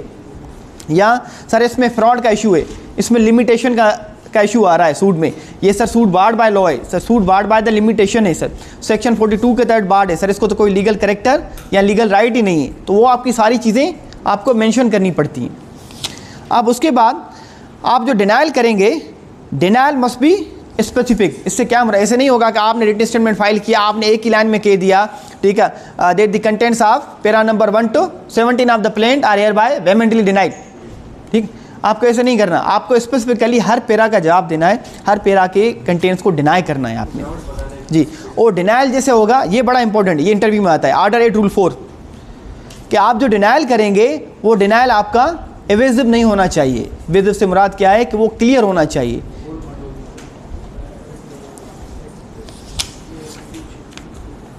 अच्छा, उसके बाद वो एवेजिव इस क्लियर इस सेंस में होना चाहिए कि आप सारे पर्टिकुलर भी मेंशन करें कि सर ये जो कंटेंशन है इसको मैं डिनाई कर रहा हूँ उन चीज़ की बुनियाद पे, ये जो कह रहे हैं कि मैंने पैसे लिए, मैंने पैसे नहीं लिए थे, at that time I was there, या ये मेरा एग्रीमेंट हुआ ही नहीं था, ये ट्रांजैक्शन इसके मुतालिक नहीं, इस चीज़ के मुतालिक थी, जो भी चीज़ हो आप उसको बड़ा डिटेल में मेंशन करेंगे कि सर ये डिनाइल इस तरीके से है, मैं इसको डिनाई करता हूँ, दिस इज़। अगर आप ऐसे नहीं करते, आप सिंपली लिख देते हैं I sir deny the execution of the agreement between the plaintiff and the defendant, ठीक है, या I didn't execute any agreement with the defendant, तो this will amount to evasive denial. आप स्पेसिफाई करेंगे इसमें सारी चीज़ें, ठीक है, कि whether this agreement bears your fake signature, sir ये मेरी सिग्नेचर ही नहीं है, सर इस दिन पे तो मैं यहाँ मौजूद ही नहीं था, ठीक है, ये तो सर प्रॉपर्टी जिसके मुतालिक किया गया ये मेरी प्रॉपर्टी नहीं है, how can I execute such agreement, जो भी चीज़ें हों। अच्छा, स्पेसिफिक डिनाइल, अगर आप ऑर्डर 8 का रूल 5 कहता है किसी चीज़ का स्पेसिफिक डिनाइल नहीं करते तो ये प्रिज्यूम करेगी court that you have admitted such facts. ये ऑर्डर 8 रूल 5 में लिखा हुआ है। अब ये इसमें बड़ा इंपॉर्टेंट है, order 8 rule 6, what is set of? पता है आपको सेट ऑफ क्या होता है?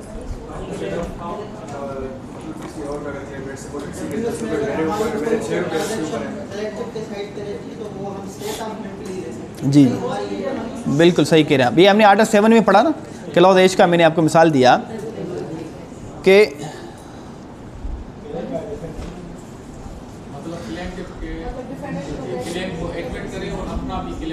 जी ये सेट ऑफ का जो डॉक्ट्राइन है ये उमूमन होता है suit for recovery of money.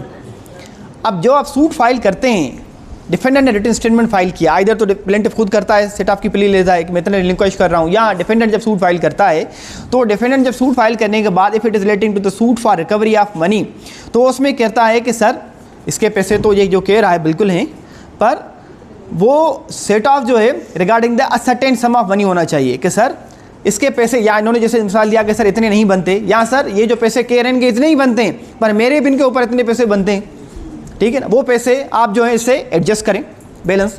उसके बाद ये है कि वो जो आप सेट ऑफ की प्ली लेंगे उस कोर्ट के सामने लेंगे जिसको पेक्यूनरी जुरिस्डिक्शन होनी चाहिए, ठीक है। अगर सूट फाइल हो रहा है फॉर एग्जांपल 1 करोड़ की रिकवरी का और आप कहते हैं कि सर मेरे 2 करोड़ रुपए बनते हैं और सिविल जज की जुरिस्डिक्शन ही नहीं है, ठीक है, तो इसमें आप सेट ऑफ की प्ली रिटन स्टेटमेंट में नहीं ले सकते, सेपरेट सूट फाइल करेंगे। उसके मतलब मैं आपको बताता हूँ, माशूक अली साहब शायद होंगे ऑनलाइन, उन्होंने मुझसे क्वेश्चन पूछा था व्हाट्सएप के थ्रू, वो मैं आपको बता रहा हूँ। सेट ऑफ जनरली आप ये ध्यान में रखें, जनरली सेट ऑफ रगा होता है regarding the ascertain sum of money, ठीक है। Unascertain sum of money, damages हो गए, मीन प्रॉफिट्स हो गए, उनके मुतालिक आप सेट ऑफ फाइल नहीं करते written statement. And both parties fill in the same character as the plaintiff in his plaint, ये चीज़ भी लाजमी है क्योंकि जो भी जो दावा कर रहा है। उसके बाद पर्टिकुलर्स आप जो हैं डेट ऑफ सेट ऑफ वो मेंशन करनी है आपको स्पेसिफिकली, उसके बारे में आपको डिटेल देनी है। अब इफेक्ट ऑफ सेट ऑफ क्या है? ऑर्डर 8 रूल 2 कहता है कि जब रिटन स्टेटमेंट फाइल होगा it shall have the same effect as the plaint cross suit, ठीक है, क्रॉस सूट का होगा। और जो रूल्स होंगे relating to written statement by defendant apply to the written statement in answer to claim of set off. अब plaint file की मैंने, डिफेंडेंट ने सेट ऑफ की प्ली ली, तो बीइंग अ प्लेंटिफ फिर मुझे राइट है कि मैं इसके ऊपर रिटन स्टेटमेंट फाइल करूं। अब सेट ऑफ 2 तरीके के होते हैं, एक होता है लीगल सेट ऑफ जो हमने पढ़ा, एक होता है equitable set off. Equitable set off जब अमाउंट असर्टेन ना हो आपका, ठीक, you are not certain about the amount, in such cases में आप एक्विटेबल रिलीफ की प्ली लेते हैं। वो कोर्ट का डिस्क्रिप्शन होता है कि अलो करे या ना करे। इस पर सिर्फ एक केस ला है इस्लामाबाद हाई कोर्ट का जिसमें अलो किया गया है कि आप जो अमाउंट जब सर्टेन ना हो तब भी आप सेट ऑफ की प्ली ले सकते हैं, अदरवाइज आप सेपरेट सूट फाइल करते हैं इसमें। अच्छा, उसके बाद ऑर्डर 8 रूल 8 है new ground of defence. Suit file होने के बाद जब आपने रिटन स्टेटमेंट फाइल किया, आप क्लेम करते हैं सेट ऑफ के मुतालिक, तो वो चीज़ें आपको स्पेसिफिकली अपने रिटन स्टेटमेंट में मेंशन करनी है। या सेट ऑफ के थ्रू अगर आप कोई नया डिफेंस लेते हैं, ग्राउंड लेते हैं, तो वो भी आपको जैसे हमने पहले पढ़ा स्पेसिफिकली मेंशन करना है अपने WS में। सब्सिक्वेंट प्लीडिंग जो मैं आपको ऑर्डर 6 रूल 17 के टाइम पे बता रहा था कि अगर मैंने सूट फाइल किया, प्लेन फाइल की, other side written statement file कर दिया, अब रिटन स्टेटमेंट में उसकी को किस चीज़ों की वजाहत करनी है, फॉर इंस्टेंस, ठीक है, वो नया ग्राउंड नहीं लेना चाहता, तो वो कोर्ट से परमिशन लेता है for filing additional written statement, ठीक, कोर्ट उसको परमिशन ग्रांट करती है, वो आके एडिशनल रिटन स्टेटमेंट जो है फाइल कर सकता है ऑर्डर 8 रूल 9 के तहत। अब ऑर्डर 8 रूल 10 कहता है कि मुझे रिटन स्टेटमेंट फाइल करना था विद इन 30 डेज, मैंने रिटन स्टेटमेंट फाइल नहीं किया, तो कोर्ट क्या करेगी?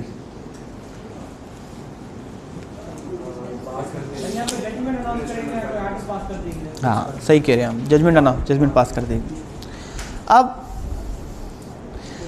लाइकवाइज अगर पर्टिकुलर पीरियड में आप नहीं फाइल करते रिटन स्टेटमेंट, 30 डेज़ का टाइम है, 30 डेज सिलाप्स हो गए, आपने कोई एडजमेंट भी नहीं दी, आपके ऊपर नोटिस हो गया या आप कोर्ट में आए ही नहीं after receiving the copy of the plaint, तो अगर आप नहीं करते तो कोर्ट जो है 8 months जजमेंट पास कर देती है। वो एक्सपार्टी समथिंग डिफरेंट। अगर कोर्ट कंसीडर करे know the affidavit of the plaintiff must be come on record, ठीक है, वो डॉक्यूमेंट भी आने चाहिए एफिडेविट के साथ, तो फिर कोर्ट एक्सपार्टी की तरफ जाती है। पर ऑर्डर 8 रूल 10 कहता है कि अगर कोर्ट में प्लेंट सूट फाइल हुआ, रिटन स्टेटमेंट फाइल नहीं हुआ, तो at once court can pronounce the judgment. This is the discretionary power of the court. इसमें मैंडेटरी नहीं है, अगर आप देखेंगे लफ्ज़ में लिखा हुआ है, तो कोर्ट के डिस्क्रिशन पे छोड़ी गई है ये चीज़। अब हमने देखा कि हम प्लेंट के साथ लिस्ट ऑफ डॉक्यूमेंट जमा करा रहे हैं, लिस्ट ऑफ एड्रेस जमा करा रहे हैं और list of legal representative. Likewise हमें ये चीज़ें लिस्ट ऑफ एड्रेस जमा करानी पड़ती हैं रिटन स्टेटमेंट के साथ, और list of legal representative file करते हैं हम ऑर्डर 8 रूल 13 में। रिक्वायरमेंट दोनों की सेम होती हैं। अगर जी सर ये मेन जो आपने बात बताई कि डिफिनेट जब अपीयर नहीं हो जजमेंट अनाउंस हो जाए, लेकिन आफ्टर डेट अगर कोई मेरिट कॉज ऑफ एक्शन लेके आ जाए इस रीजन की वजह से हम नहीं आ सके हैं डिफिनेट अपीयर। हाँ, उस पर तो देखें दो चीज़ें हैं ना, आइदर या उसको चैलेंज करेगा डिफेंडेंट, अपीलेट कोर्ट में ही चैलेंज कर ले कि सर मुझे, क्योंकि ये लॉ में ये कहीं नहीं लिखा हुआ कि अगर आप फाइल फेल हो जाते हैं फिर सेम करने के बाद कोर्ट प्रोनाउंस जजमेंट करती है जजमेंट, तो आप उसको उसी कोर्ट में एप्लीकेशन फाइल करके रिकॉल करा सकते हैं। तो वो अगर नहीं लिखा हुआ तो जजमेंट हो गई। Judgment is always followed by the decree. जब डिक्री होती है तो आप उसकी अपील करेंगे कि sir this suit must be decided on the merits rather than mingling into the technicalities. ठीक है, मुझे राइट ऑफ फेयर ट्रायल दिया जाए, this is my sufficient cause, मुझे नहीं सुना गया। ठीक है, अब कोर्ट की मर्जी है। अगर जैसे ये साइलेंट है सीपीसी, ठीक है, अगर सीपीसी में एक्सप्रेसली बार नहीं है तो आप प्रिज्यूम करेंगे कि आप एप्लीकेशन फाइल कर सकते हैं। 151 की आपने एप्लीकेशन फाइल की, उसी कोर्ट ने आपको ग्राउंड कर दी। अब ये कोर्ट का डिस्क्रिशन है। उमूमन ये होता है कि judgment when followed by the decree आप उसकी अपील कर देते हैं। अच्छा, अगर लाइकवाइज हमने देखा कि अगर आप लिस्ट ऑफ एड्रेस जमा नहीं कराते प्लेंट में, ठीक है, तो आपकी प्लेंट सूट जो डिसमिस हो जाता है। उसी तरीके से अगर आप अपने रिटन स्टेटमेंट के साथ लिस्ट ऑफ एड्रेस जमा नहीं कराएंगे तो आपका डिफेंस स्ट्रक ऑफ हो सकता है। वो के लिखा हुआ है ऑर्डर 8 रूल 12 में। अब ऑर्डर 9 पे आ जाते हैं। ऑर्डर 9 में वैसे तो जो इंपॉर्टेंट जो क्वेश्चन अभी आता भी है ऑर्डर 9 रूल 6 और ऑर्डर 9 रूल 13 के मुतल्लिक़ आता है, पर हम ऑर्डर 9 रूल 1 के दूसरे कुछ इंपॉर्टेंट प्रोविजंस हैं। मैं सूट फाइल करता हूँ, हम अपीयर हो गए, ऑर्डर 9 रूल 1 कहता है। अब ऑर्डर 9 रूल 2 कहता है कि अगर मैंने सूट फाइल करने के बाद मैंने कॉस्ट जमा नहीं कराई तो इस ग्राउंड पे कोर्ट जो है मेरा सूट डिसमिस कर सकती है। लाइकवाइज अगर जिस दिन सूट मैंने फाइल कर दिया, next date for hearing defendant भी आया था, अब नेक्स्ट डेट फॉर हियरिंग ना प्लेंटिफ आता है ना डिफेंडेंट आता है, फिर भी कोर्ट जो है सूट डिसमिस कर सकती है। अब उसको रेस्टोरेशन के लिए either you can bring a fresh suit or you can file an application for restoration of the suit, order 9 rule 4। ठीक है, तो ऑर्डर 9 रूल 4 में आप एप्लीकेशन फाइल करेंगे कि सर ये रिस्टोर किया जाए, पर उसके लिए आपको सफिशिएंट कास्ट शो करना पड़ता है। अब इसमें जी किसकी नहीं, कॉस्ट की कैलकुलेशन तो प्रोवाइड की गई है। सेंसिबल को रूल्स आप देखेंगे तो वो जो भी रूल्स में कॉस्ट प्रोवाइड की जाती है उसके मुताबिक वो लेते हैं कॉस्ट। वो कॉस्ट आपको जमा करानी पड़ती है। अमूमन आपको चीफ मिनिस्ट्रियल ऑफिसर ही बताता है कि सर 200 रुपये या कितने भी पैसे होते हैं, आप कास्ट के पैसे जमा करा दें। ठीक, अब कास्ट आपने जमा नहीं कराई तो उसके कंसिक्वेंसेस बता रहा है कि सूट डिसमिस होगा। सूट डिसमिस होगा तो उसके लिए या तो आप नया सूट फाइल कर दें या आप उसके रेस्टोरेशन में आ जाएँ। पर ये चीज़ इंपॉर्टेंट है कि आपको सफिशिएंट कास्ट शो करना है अगर if you are seeking the restoration of the suit. अब इसमें एक चीज़ बड़ी इंपॉर्टेंट है जिसमें लिखी नहीं हुई कि इसमें लाजमी नहीं है कि आप नोटिस दें। कोर्ट में एप्लीकेशन फाइल होती है, court without issuing notice of the other side, ठीक है, क्या कर सकती है आपकी जी नहीं डिसमिस की बात ही नहीं है ना। हम कह रहे हैं कि हमने सूट फाइल किया, वो सूट डिसमिस हो गया, ठीक है, on grounds mention under order 8, order 9 rule 2 और रूल 3। तो जब आप कोर्ट में रेस्टोरेशन की एप्लीकेशन फाइल करते हैं अंडर ऑर्डर 9 रूल 4 तो court without issuing notice to the defendant आपका सूट रिस्टोर कर देती है। ये बात करें। अब ऑर्डर 9 रूल 5 कहता है मैंने सूट फाइल कर दिया, एक मरतबा मैंने समन इशू करवाए, उसके बाद 3 महीने तक मैं सो गया, मैंने सूट को परसू नहीं किया, ना मेरे वकील साहब गए, तो इस कंडीशन में भी आपका सूट डिसमिस हो सकता है। अब इस कंडीशन में आपको फ्रेश सूट फाइल करना पड़ेगा। ऑर्डर 9 रूल 5 का अगर आप सब रूल 2 देखेंगे तो वो कहता है आप फ्रेश सूट फाइल करेंगे। अब ये बड़ा इंपॉर्टेंट है, order 9 rule 6, this is very important.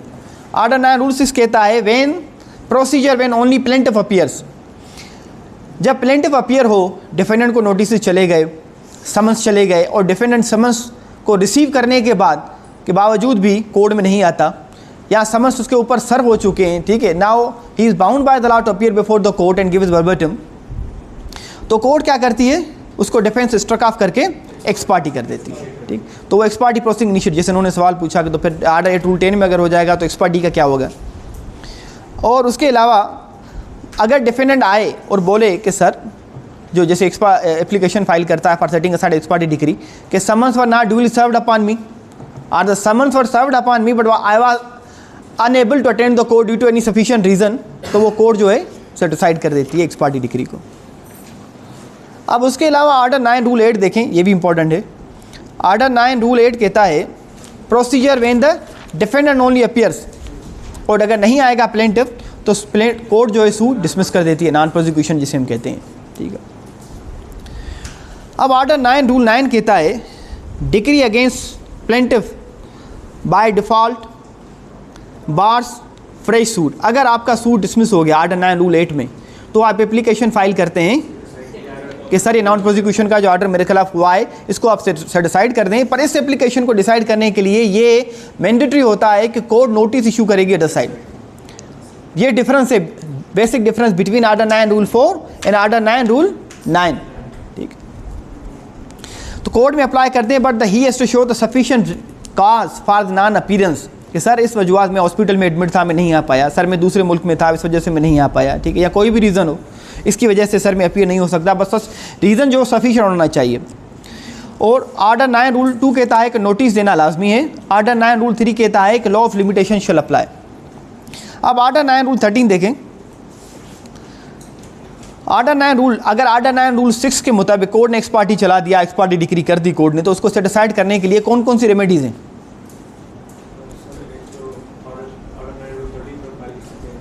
हाँ, एप्लीकेशन फाइल करें for setting aside the ex parte decree, इसके अलावा है कोई और?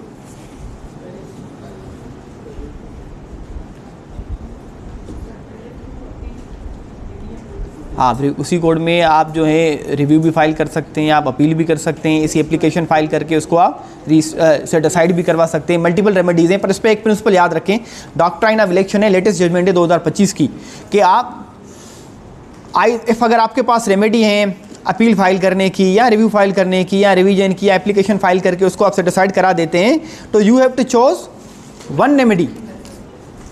अगर आपने एक रेमेडी चूज कर ली, sir I file application before you for setting aside the ex parte decree, then subsequently I can not file the revision उस ऑर्डर के खिलाफ या अपील, ठीक नहीं, मैं नहीं कर सकता, मुझे एक ही रेमेडी को अवेल करना है। हालांकि इस पर एक जजमेंट दूसरी भी है कि आप साइमल्टेनियसली सारी रेमेडीज़ को अवेल कर सकते हैं हाई कोर्ट की, ठीक है, पर सुप्रीम कोर्ट की जजमेंट आई है अभी कि डॉक्ट्राइन ऑफ इलेक्शन से रिलेटेड आपको एक रेमेडी अवेल करनी है। अब अगर आप देखते हैं कि एप्लीकेशन फाइल करते हैं उसी कोर्ट में जो मैंने आपको पहले 2 ग्राउंड बताया कि सर आपने एक्स पार्टी डिक्री तो कर दी पर समन मेरे ऊपर सर्व नहीं हुए, ये बेलिफ के साथ मिलकर इन्होंने रिपोर्ट आपको दे दी सर्विस की, मेरे ऊपर तो कोई सर्विस नहीं है, ना मेरी रिसीविंग ना मेरी सिग्नेचर है, ठीक। या सर जो समन मेरे ऊपर इशू किए गए थे, I was prevented by any sufficient reason for non appearance before the court, उस सिचुएशन में भी कोर्ट जो है उसको सेटिसाइड कर देती है। पर अगर आप कोई ये प्ली रेज करें कि सर ये जो समन इशू किए गए थे इसमें मेरा पूरा एड्रेस नहीं है, देखें सर बंगला नंबर और गली तो लिखी हुई है, ठीक है, ये नहीं लिखा हुआ कि क्लिफ्टन ब्लॉक 4 में या 5 में, सर्विस भी उसके ऊपर हो जाती है, तो this kind of irregularity you can not take such plea before the court. ये डिफेंस आप नहीं ले सकते, लेंगे तो सस्टेनेबल नहीं होगा in the eyes of law. और जो भी आप डिक्री आर्डर 9 रूल 13 के मुतालिक सेटिसाइड होगी एक्स पार्टी, उसके लिए भी ये लाजमी है कि अपोजिट पार्टी को नोटिस दिया जाए। आर्डर 9 रूल 4 में नोटिस नहीं है, आर्डर 9 रूल 4 में नोटिस नहीं है, बाकी उसके अलावा आर्डर 9 रूल 9 या आर्डर 9 रूल 13 में नोटिस देना दोनों में लाजमी है। अब हम आ जाते हैं आर्डर 10 पे, ओरल हियरिंग, ठीक है। इसमें जब कोर्ट के पास ओरल हियरिंग होती है तो उसका पर्पस सिर्फ एक होता है, असर्टेन करना वेदर द प्लेंटिफ एडमिट कर रहा है, अच्छा प्लेंटिफ के जो एलिगेशन है वो डिफेंडेंट एडमिट कर रहा है, या जो डिफेंडेंट के जो ग्राउंड्स हैं वो प्लेंटिफ जो एडमिट कर रहा है कि नहीं, या दोनों पार्टीज अपने एलिगेशंस डिनाई कर रहे हैं कि नहीं, ठीक, असर्टेन में होती है। अब इस टाइम जब हमने मेडिएशन पढ़ा था सेक्शन 89A, इस स्टेज पे कोर्ट भेज सकती है मीडिएटर को, आप मेडिएशन करें, ठीक है। अब आर्डर 10 रूल 1C एक अमेंडमेंट आई थी मेडिएटर के पास केस भेजने की। अगर आपको आ जाए कि what is the procedure for sending a case to the mediator and how mediator will proceed with the case, तो आप क्या लिखेंगे? वो पूरा लिखा हुआ है आर्डर 10 रूल 1C में कि मेडिएटर के पास जब कोर्ट भेजती है तो 60 डेज़ का टाइम देती है, 60 दिन के अंदर मेडिएटर को केस डिसाइड करना पड़ता है, उसके बाद एक्सटेंशन मेडिएटर सीख कर सकता है 30 डेज़ की, ठीक। आर्डर 10 रूल 1C की बात कर रहा हूँ, ठीक है। उसके बाद कोर्ट अगर मेडिएटर को कोई फीस देना चाहे तो वो फीस भी दे सकती है। कोर्ट दोनों पार्टीज़ को सुनेगी, अगर दोनों पार्टीज़ के बीच में एक डीड ऑफ सेटलमेंट हो जाती है तो वो मेडिएटर उसको बना के कोर्ट के पास भेज देता है। उसके बाद कोर्ट पार्टीज़ को सुन के उस डीड ऑफ सेटलमेंट की बुनियाद पे फैसला सुना देता है। ठीक है। अब प्रोहिबिशंस होती हैं कि अगर मेडिएटर के बाद प्रोसीडिंग चली तो mediator as a witness court में अपीयर नहीं हो सकता। मेडिएटर के सामने जो इन्फॉर्मेशन दोनों पार्टी ने दी वो इन्फॉर्मेशन मेडिएटर कोर्ट में नहीं दे सकता। मेडिएटर मेडिएशन के दौरान जो डॉक्यूमेंट प्रोड्यूस किया गया वो भी कोर्ट में नहीं दे सकता। These are the prohibitions 1D में दी गई। अब आर्डर 10 रूल 2 ये इंटरव्यू में पूछा जाता है तकरीबन। Order 10 rule 2 this is very important. ये आपसे पूछेंगे कि ओरल एग्जामिनेशन पार्टीज़ की हो सकती है, yes, under what provision. Order 10 rule 2 के तहत पार्टीज़ की ओरल एग्जामिनेशन हो सकती है। अच्छा, एक चीज़ जो ये मैसेज पे हसनैन मेमून साहब ने बताई है, ये मुझसे मिस हो गई कि एक्स पार्टी डिग्री के लिए आप order 12 rule 2 section 12 sub section 2 की प्ली भी लेते हैं। ठीक है, पर उसमें ये चीज़ है कि फ्रॉड हो, अगर फ्रॉड का आंसर नहीं होता तो आप सिंपल एप्लीकेशन फाइल कर देते हैं कि सर मेरे ऊपर समन नहीं हुआ। अच्छा, ओरल एग्जामिनेशन ऑफ पार्टी, ये कोर्ट के ऊपर लाजम है कि वो पार्टीज़ को ओरली एग्जामिन करेगी ताकि जो सूट है वो डिसाइड हो सके एक्सपीडिशियसली। अगर पार्टीज़ के बीच में कोई डिस्प्यूट ही नहीं रहा, ठीक, ओरल एग्जामिनेशन के टाइम पे ही अगर कोर्ट देखती है कि parties are not an issue at all, ठीक है, तो आर्डर 15 रूल 1 में कोर्ट जजमेंट कर देती है। अच्छा, अगर उसके अलावा कंसिक्वेंसेस, आर्डर 12 कहता है, आर्डर 10 का रूल 3 कहता है कि जो ओरल एग्जामिनेशन होगी, ठीक, उस ओरल एग्जामिनेशन को रिकॉर्ड किया जाएगा इन राइटिंग। अब आर्डर 11 से लेके 13 तक सारे ऐसे हैं ओरल एग्जामिनेशन से डील करते हैं। आर्डर 11, 12, 13 ये सारी जो चीज़ें होती हैं ये वो पावर से जो एक जज एक्सरसाइज करता है eight the time of conducting the oral examination of the parties. अगर पार्टी कोई एग्जामिनेशन के लिए डेट आती है और पार्टी कोई नहीं आती या आंसर नहीं कर पाती, उसका प्लीडर आंसर नहीं कर पाता, तो कोर्ट जो है नेक्स्ट डेट देती है। नेक्स्ट डेट पे भी अगर ना आए तो court can pass a judgment against either the party, plaintiff के खिलाफ जजमेंट दे दे या डिफेंडेंट के खिलाफ दे दे। अब आर्डर 15 को इतना डिटेल में नहीं पढ़ेंगे, प्रिसाइजली बता देता हूँ। डिस्कवरी 4 चीज़ों की होती है। आर्डर 15 रूल 1 कहता है discovery by interrogatories. Oral examination के दौरान either of the party, plaintiff और डिफेंडेंट कोर्ट में आता है। इंटेरोगेटरीज का फॉर्म प्रोवाइड किया गया है, फॉर्म नंबर 2 अपेंडिक्स सी। क्वेश्चंस की फॉर्म, सर उससे ये सवाल पूछें डिफेंडेंट से, पता चल जाएगा कि केस सर मेरा मेंटेनेबल है कि नहीं। फॉर्म नंबर 2 अपेंडिक्स सी, ठीक है, आर्डर 11 के रूल नंबर 4 में प्रोवाइड। तो वो क्वेश्चन जमा कराते हैं।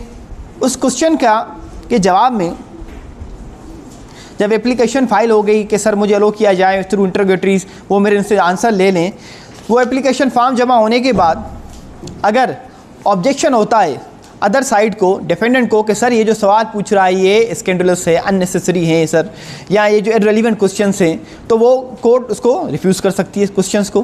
पर अगर वो सवाल जो सारे प्लेंटिफ पूछता है, आइदर ये दोनों पूछ सकते हैं, प्लेंटिफ और डिफेंडेंट, प्लेंटिफ करता है तो उसका जो आंसर आता है it must be with in 10 days. 10 days के अंदर उनका आंसर आना चाहिए। और अगर इंटरोगेटरीज में जैसे हमने देखा प्लीडिंग में सर कोई चीज़ जो है अननेसेसरी है या सर कोई चीज़ स्कैंडलस है या इंसल्टिंग है, तो जैसे उसको कोर्ट प्लीडिंग में डिलीट कर देती है, स्ट्रक ऑफ कर देती है। Likewise a court can strike out interrogatory, इस तरीके से। अब उसका जो रिप्लाई आना है फॉर्म 3 में आता है, उसका रिप्लाई अपेंडिक्स सी में, कि इसका जवाब आप इस तरीके से देंगे। एक तो यही हो गई डिस्कवरी ऑफ इंटरोगेटरीज, ठीक है। दूसरी डिस्कवरी होती है ऑफ डॉक्यूमेंट्स, कि सर ये जो डॉक्यूमेंट है किसी प्रॉपर्टी का मेरी पोजीशन में नहीं है, ये डॉक्यूमेंट जो है जब हमारा एग्रीमेंट हुआ था तो मैंने उस बंदे को दे दिया, यहाँ सर ये डॉक्यूमेंट बैंक के पास पड़े हुए हैं, तो मैं एप्लीकेशन दे रहा हूँ कि ये देखा जाए कि डॉक्यूमेंट इनके पास हैं कि नहीं है। अच्छा, अदर साइड की पावर में हो, लाइक वाइज इसका रिप्लाई आता है। और एक हम डिस्कवरी होती है प्रोडक्शन ऑफ डॉक्यूमेंट, कि सर इनको बोलें कि डॉक्यूमेंट जो है कोर्ट में प्रोड्यूस करें। लास्ट होती है फॉर इंस्पेक्शन ऑफ डॉक्यूमेंट। अब मैं कहता हूँ कि सर ये जो एग्रीमेंट की ओरिजिनल कापी है ये अदर साइड के पास है, डिफेंडेंट के पास, ये कॉपी मेरे पास नहीं है। तो हम जब एप्लीकेशन लगाते हैं आर्डर 11 रूल 15 की, कि सर मुझे अलो किया जाए तो मैं इसको इंस्पेक्ट करूँ, मैं इसको देखूँ, ठीक है, तो हम ये एप्लीकेशन लगाते हैं। ये एप्लीकेशन लगाने के बाद जब नोटिस जाता है, नोटिस मैं ही देता हूँ अदर साइड को, अगर अदर साइड विलिंग होती है तो विद इन 10 डेज़ मुझे दिखा देती है। अगर मैंने 10 डेज़ का नोटिस दिया, उसके जवाब में अदर साइड मुझे 3 दिन का नोटिस देगी, बोलेगी आप आके मेरे प्लीडर की, वकील साहब की ऑफिस में देख लें जो आपको देखना है। अगर वो नहीं देता तो हम कोर्ट में एप्लीकेशन फाइल करते हैं ऑर्डर 11 रूल 18 की कि सर ये नहीं दिखा रहे, आप ऑर्डर करें कि ये मुझे वो डॉक्यूमेंट जो है दिखाएं। अगर नॉन कंप्लायंस होती है तो सूट डिसमिस हो सकता है, अगर डिफेंडर नहीं करता तो डिफेंस स्ट्रक ऑफ हो सकता है, ऑर्डर 11 रूल 21। और एक बड़ी इंपॉर्टेंट चीज़ है ऑर्डर 11 रूल 22, जो इंटरोगेटरीज हुई इस सारी इंटरोगेटरीज को आप ड्यूरिंग एविडेंस भी यूज़ कर सकते हैं। इन सारी इंटरोगेटरीज को आप ड्यूरिंग एविडेंस यूज़ कर सकते हैं कि sir while reply to such question which was put by the plaintiff in this interrogatories the defendant admitted and now at the time of evidence he is denying such fact. ठीक, या आपने arguments के time पे बोले कि sir ये इनकी admission है इन द इंटरोगेटरीज। ठीक है, अब एडमिशन ऑर्डर 12, एडमिशन आप 3 चीज़ों की कराते हैं। नोटिस, जो मैडम ने सवाल पूछा कि सर नोटिस के मुतालिक, तो ऑर्डर 12 कहता है आप नोटिस देंगे एडमिशन ऑफ केस। अगर आपने नोटिस दिया कि whether you admit the part or whole of the claim of the plaintiff, other side को उस नोटिस के जवाब में, ठीक है, वो एडमिट कर सकता है केस। या अगर आप किसी डॉक्यूमेंट के मुतालिक ये एडमिट कराएं कि भाई ये डॉक्यूमेंट आपकी पोजीशन में है, ठीक है, ये डॉक्यूमेंट जो है ये फलां डॉक्यूमेंट है, ठीक, तो अगर आप either party can give the notice, दूसरी पार्टी को दे सकती है एडमिशन कराने के लिए। इसका पर्पस क्या होता है वो लास्ट में पता चलेगा। अच्छा, इसके अलावा नोटिस टू एडमिट फैक्ट्स, ये चीज़ एडमिटेड है कि there was the agreement between the A and the B, ठीक है, regarding this the sale and purchase of the property and the defendant has received या defendant has paid the entire amount, ठीक है, plaintiff has received the amount, जो भी चीज़ है। अब इस फैक्ट्स की मैं एडमिशन कराना चाहता हूँ तो मैं नोटिस देता हूँ अदर साइड को ऑर्डर 12 रूल 4 के तहत। अब अगर नोटिस मैंने दे दिया regarding the documents, regarding the facts, ठीक है, या रिगार्डिंग आपकी प्रोडक्शन ऑफ द डॉक्यूमेंट्स, ठीक है, तो फिर उसके बाद ऑर्डर 12 रूल 6 कहता है if I gave a notice to the other side, और उन्होंने एडमिट कर लिया, वो फैक्ट्स एडमिशन हो गई, तो ऑर्डर 12 रूल 6 के मुताबिक कोर्ट जो है जजमेंट पास कर सकती है, judgment on admission of the facts, अगर मैं इस फैक्ट्स को एडमिट कर लूँ। अब उसके बाद ऑर्डर 13 डील करता है प्रोडक्शन ऑफ डॉक्यूमेंट्स, कोई डॉक्यूमेंट आपको अब कोर्ट में प्रोड्यूस करवाना है, इंपाउंडिंग ऑफ डॉक्यूमेंट, कोर्ट किसी डॉक्यूमेंट को सीज कर दे अपनी कस्टडी में, या रिटर्न ऑफ डॉक्यूमेंट्स। अब जब फर्स्ट हियरिंग होती है, ये तीनों चैप्टर ऑर्डर जो हैं ये याद रख लें कि ऑर्डर 10 से रिलेटेड है, ठीक है, ऑर्डर 11, 12, 13। अब जब आपने सूट फाइल कर दिया, ओरल हियरिंग की, ओरल एग्जामिनेशन की स्टेज आ गई, तो उस वक्त आपको वो सारे डॉक्यूमेंट लाने हैं जो डॉक्यूमेंट आपकी कस्टडी में। If you are not producing such document at that stage, then subsequently you can not produce such document in your evidence, ठीक है। तो ये डॉक्यूमेंट, ये मैंडेटरी रिक्वायरमेंट आपको उस वक्त लाने। वो ऑर्डर 13 रूल 2 कहता है कि इफेक्ट ऑफ नॉन प्रोडक्शन क्या होगा इसका। अगर आप कोई डॉक्यूमेंट प्रोड्यूस करते हैं, कोर्ट देखती है कि डॉक्यूमेंट रिलेवेंट है, इनएडमिसिबल है, तो eight the time of oral examination court उसको रिजेक्ट कर सकती है ऑर्डर 13 रूल 3 में। लाइकवाइज अगर कोई डॉक्यूमेंट कोर्ट देखे कि एडमिसिबल है तो उसको एडमिट कर सकती है विद द एंडोर्समेंट जो ऑर्डर 13 रूल 4 में दी गई है कि आप उसका टाइटल, उसका suit, name of the person producing the document, the date on which it was produce or statement of having been so admitted, वो कोर्ट इसमें मेंशन करती है। अब उसके बाद अगर कोई आपने डॉक्यूमेंट कोर्ट में ओरिजिनल बुक ऑफ अकाउंट्स, कोई शॉप का रिकॉर्ड जमा करा दिया, ठीक है, कोर्ट ने अपनी कस्टडी में ले लिया, उसको इम्पाउंड कर दिया, ठीक, तो वो जब सूट का फैसला आ गया, अपील अलाउड है, ठीक, और अपील अलाउ होने फाइल होने के बाद डिसाइड हो जाती है तो कोर्ट से आप वो डॉक्यूमेंट ओरिजिनल वापस ले सकते हैं। लाइकवाइज अपील प्रेफर की जा सकती थी, आपने नहीं की, टाइम पीरियड गुजर गया, तो जो पार्टी जिसका ओरिजिनल डॉक्यूमेंट कोर्ट में जमा है वो एप्लीकेशन देती है ऑर्डर 13 रूल 9 की, ठीक है, फॉर रिटर्न ऑफ डॉक्यूमेंट्स। अब ये ऑर्डर 14 बड़ा इंपॉर्टेंट है, framing of issue. What is an issue? Issue किसे कहते हैं हम?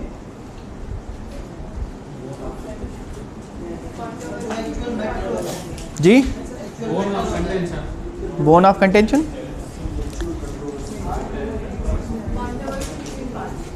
हाँ, कंट्रोवर्सी बिटवीन, ना कोर्ट का ओपिनियन तो नहीं है।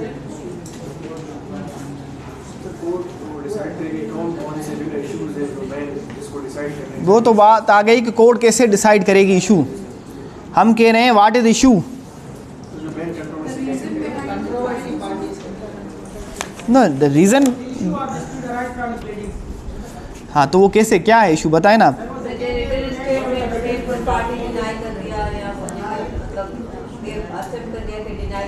हाँ ठीक है, इशू बनते हैं मटेरियल फैक्ट से या मटेरियल प्रपोजिशन से। मैं सूट फाइल कर रहा हूँ, मैं सूट में ये कह रहा हूँ कि सर ये प्रॉपर्टी मैंने परचेज़ की थी, ठीक, थ्रू कॉन्ट्रैक्ट। अदर साइड आके रिटन स्टेटमेंट में ये बोले कि sir no agreement was executed between us, तो कोर्ट क्या करेगी, इशू फ्रेम करेगी कि क्या ये एग्रीमेंट बिटवीन पार्टीज़ हुआ कि नहीं हुआ। लाइकवाइज अगर मैं कहूँ कि सर ये जो मेरा सूट है वो with in prescribe period of limitation है, पर डिफेंडेंट कहे कि सर ये जो सूट है बार्ड बाय लॉ है, लॉ ऑफ लिमिटेशन है, तो लीगल इशू हो गया ये। अगर मैं कोई चीज़ अजर्ट करता हूँ, अलेज करता हूँ और अदर साइड उसको डिनाई करती है, this is called an issue. Order 14 rule 1 deal करता है फ्रेमिंग ऑफ इशूज से। इशू अराइज होते हैं मटेरियल प्रपोजिशन से। मटेरियल प्रपोजिशंस क्या है? ऑर्डर 14 रूल 2 कहता है are those propositions of law or fact which a plaintiff must allege in order to show a right to sue or a defendant must allege in order to constitute his defence. These are the material preposition. अब जो material propositions issues जो होते हैं वो of fact होते हैं और law होते हैं। अब इशू ऑफ फैक्ट और लॉ में क्या डिफरेंस है, जो मैंने आपको अभी बताया। Issue which is related to the law, ठीक है, जैसे कि लिमिटेशन एक्ट हो गया, ठीक है, तो whether the plaintiff is entitled for the relief claim, whether the suit is maintainable or not, these are legal issues. Contract हुआ कि नहीं, व्हाट इज द हम बोलें कि लीगलिटी ऑफ द कॉन्ट्रैक्ट, ठीक है ना, whether this contract has been executed in terms of contract act, the person making the contract whether he was of capable mind, ठीक है, अनसाउंड माइंड तो नहीं है, ठीक, बहुत सारी रिक्वायरमेंट जो है, ठीक है। अच्छा, at the first hearing of the suit, जब फर्स्ट हियरिंग हो गई, ऑर्डर 10, फर्स्ट हियरिंग किस चीज़ की बात कर रहे हैं, what is first hearing, order 10 rule 1 की बात कर रहे हैं।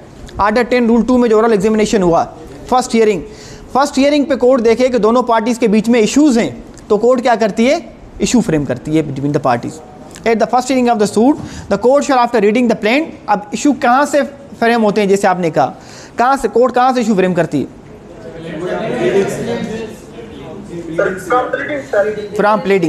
फ्रॉम प्लीडिंग्स, ठीक है, प्लेंट हो, रिटन स्टेटमेंट हो, या ओरल एग्जामिनेशन के दौरान या पार्टीज़ के जो कंटेंशन होते हैं, या from the documents, these are the things जिस वहाँ से इशू फ्रेम किए जाते हैं, ठीक है। अब इश्यूज़ ऑफ फैक्ट और लॉ, अगर issues of law and facts हैं तो सबसे पहले डिसाइड होता है इशू ऑफ लॉ, ठीक। अगर कोर्ट में while framing the issue court can examine the party and even the court can examine the document, उसके बाद फ्रेम होते हैं इशू। अब इशू फ्रेम होने के बाद whether these issues can be strike out or not, order 14 rule 5 ये बड़ा इंपॉर्टेंट है, द कोर्ट कैन अमेंड और स्ट्राइक आउट इश्यूज, ठीक, कोर्ट कोई दूसरा इशू फ्रेम भी कर सकती है, कोर्ट उस इशू को स्ट्राइक भी कर सकती है विच इज़ अननेसेसरी, ठीक है, which will cause delay in the adjudication of the case. तो इस चीज़ में बाकी ऑर्डर 15 रूल 1 है, अगर पार्टीज़ के बीच में कोई डिस्प्यूट नहीं होता तो court advance pass the judgment, ठीक है, तो कोर्ट जजमेंट पास कर देती है, ऑर्डर 15 रूल 1। अब उसके बाद कुछ ऑर्डर रह जाते हैं regarding the summoning attendance of witness 16-17, उसको हम बाद में दे लिखते हैं। सर आ गए मुकेश साहब, तो उनका लेक्चर अभी कंटिन्यू करते हैं सीआरपीसी का। सर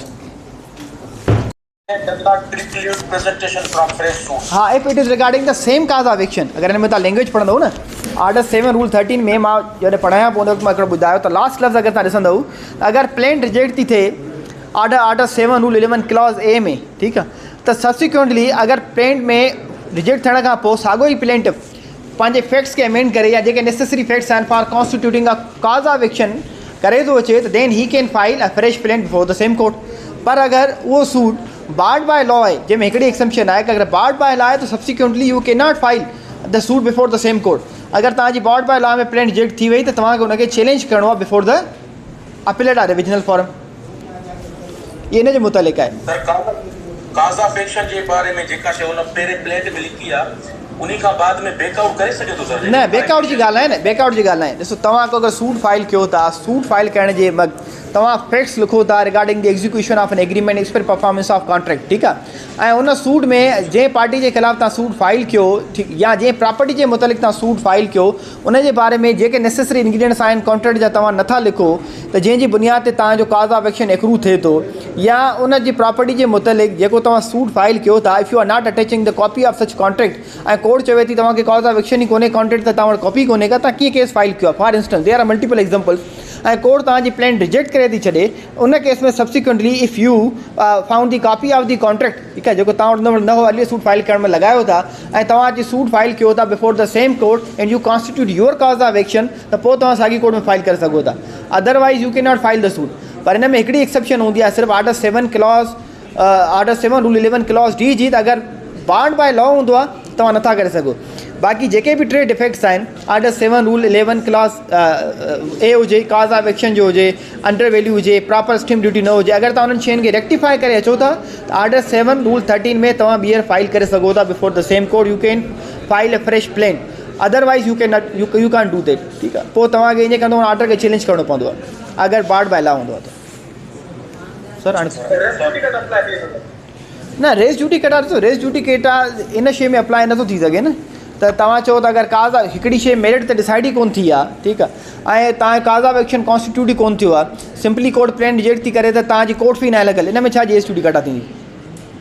हाँ, बाउंड बाय लॉ ते रेस ड्यूटी कटा थींदी, बिल्कुलु सही था चओ। अगरि बाउंड बाय लॉ सब्सिक्वेंटली तव्हां ॿीहर फ्रेश प्लेन फाइल नथा करे सघो, बाउंड बाय लॉ ते बिल्कुलु रेस ड्यूटी कटा थींदी। सही सर, चांहि पी वठो कि अगरि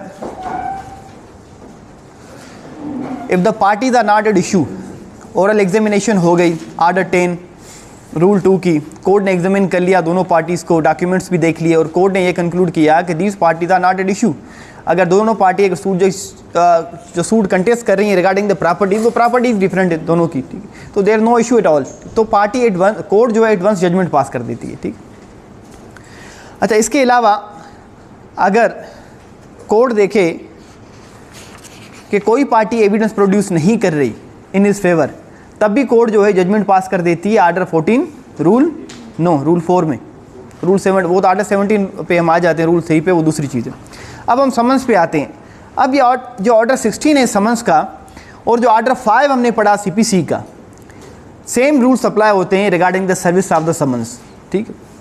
अब अगर कोर्ट समन इशू करती है, ऑर्डर 13 का ऑर्डर 16 का रूल 1 बड़ा इंपॉर्टेंट है, वो कहता है कि जब इशू फ्रेम हो जाता है, इशू फ्रेम होने के विथिन 7 डेज आपको लिस्ट ऑफ डॉक्यूमेंट जो इनिशियली अगर आपने प्रिंट के साथ जमा कराई है फिर तो एप्लीकेबल नहीं होगा, अगर नहीं कराई तो फिर आपको लिस्ट ऑफ डॉक्यूमेंट और आपको लिस्ट ऑफ विटनेसेस जमा कराने पड़ते हैं। पर अगर आपने किसी विटनेस का नाम लिस्ट में मेंशन नहीं किया तो without seeking the permission of the court under order 16 rule 2 आप उस विटनेस को एग्जामिन नहीं कर सकते।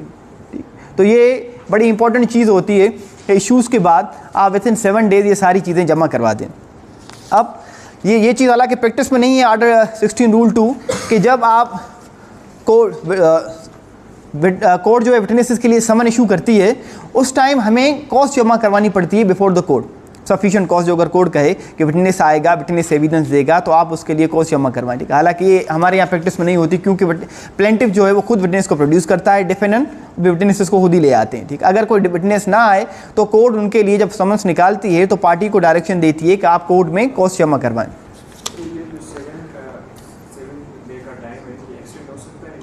अच्छा नहीं, 7 डेज़ के बाद ये टाइम वूमन कोर्ट एक्सटेंड नहीं करती। अगर आपने नहीं जमा कराई तो फिर आपको एप्लीकेशन फाइल करनी पड़ती है कि sir I want to file the list of document जो हमने रेलिवेंट प्रोविजन पढ़े ऑर्डर 7 के या ऑर्डर 16 रूल 2 में कि सर मैं लिस्ट ऑफ विटनेस में मैंने नाम नहीं दिया या लिस्ट ऑफ विटनेस मैंने प्रोड्यूस नहीं की, मुझे इजाज़त दें, ठीक, मैं ये प्रोड्यूस करूँ, ठीक। अच्छा, उसके बाद ऑर्डर 16 का रूल 5 कहता है कि आप जब समन इशू होंगे तो उस वक्त समन इशू करने के टाइम पे कोर्ट जो है टाइम लिखेगी, प्लेस लिखेगी कि कौन सी जगह पे आना है, कौन से टाइम पे आना है कोर्ट में। अच्छा, और कोर्ट क्या उसको ये समन इसलिए इशू कर रही है कि वो क्या पर्टिकुलर डॉक्यूमेंट प्रोड्यूस करे और एविडेंस लीड करे, ठीक है। तो ये सारी चीज़ें and the summon will bear the signature of the जज as well as the seal जो हमने पढ़ी थी ऑर्डर 5 में, वो सारी चीज़ें बियर करेगा समन। अब समन्स इशू हो सकते हैं to produce the document, summon ऐसे भी इशू हो सकते हैं to give the evidence, order 16 का रूल 6 और रूल 7 कहता है। बट अगर जैसे हमने CPC में पढ़ा इनके सब्सटेंटिव पार्ट में कि if the court issues a summon to the witness to appear before the court और वो कोर्ट में नहीं आता विटनेस, तो हमने सारी चीज़ें देखी सब्सटेंटिव पार्ट में। तो कोर्ट अगर उसको समन इशू करे नहीं आएगी तो court can issue the warrant भी इशू कर सकती है कोर्ट, उसकी प्रॉपर्टी अटैच कर सकती है, उसको उसकी डिटेन कर सकती है, ठीक है, for 30 days in this case, ठीक है। या फाइन इम्पोज कर सकती है 2000 रुपीज़ तक। तो ये सारी चीज़ें जो हमने सब्सटेंटिव पार्ट में पढ़ी थी वो आर्डर 16 का रूल 10 सब रूल 3 डिफाइन करता है ये सारी चीज़ों को। और इसके अलावा मोड ऑफ अटैचमेंट के और एक दूसरी चीज़, I have filed suit against mister Mushtaq. अब उसमें मैंने लिस्ट ऑफ विटनेस जमा करा दी, उन्होंने भी जमा करा दी। Whether the court can call a stranger to the suit as a witness, कर सकती है। ऑर्डर 16 का रूल 14 कहता है कि court can even call the stranger to the suit for determining any controversy between the parties. तो court call कर सकती है उस विटनेस को।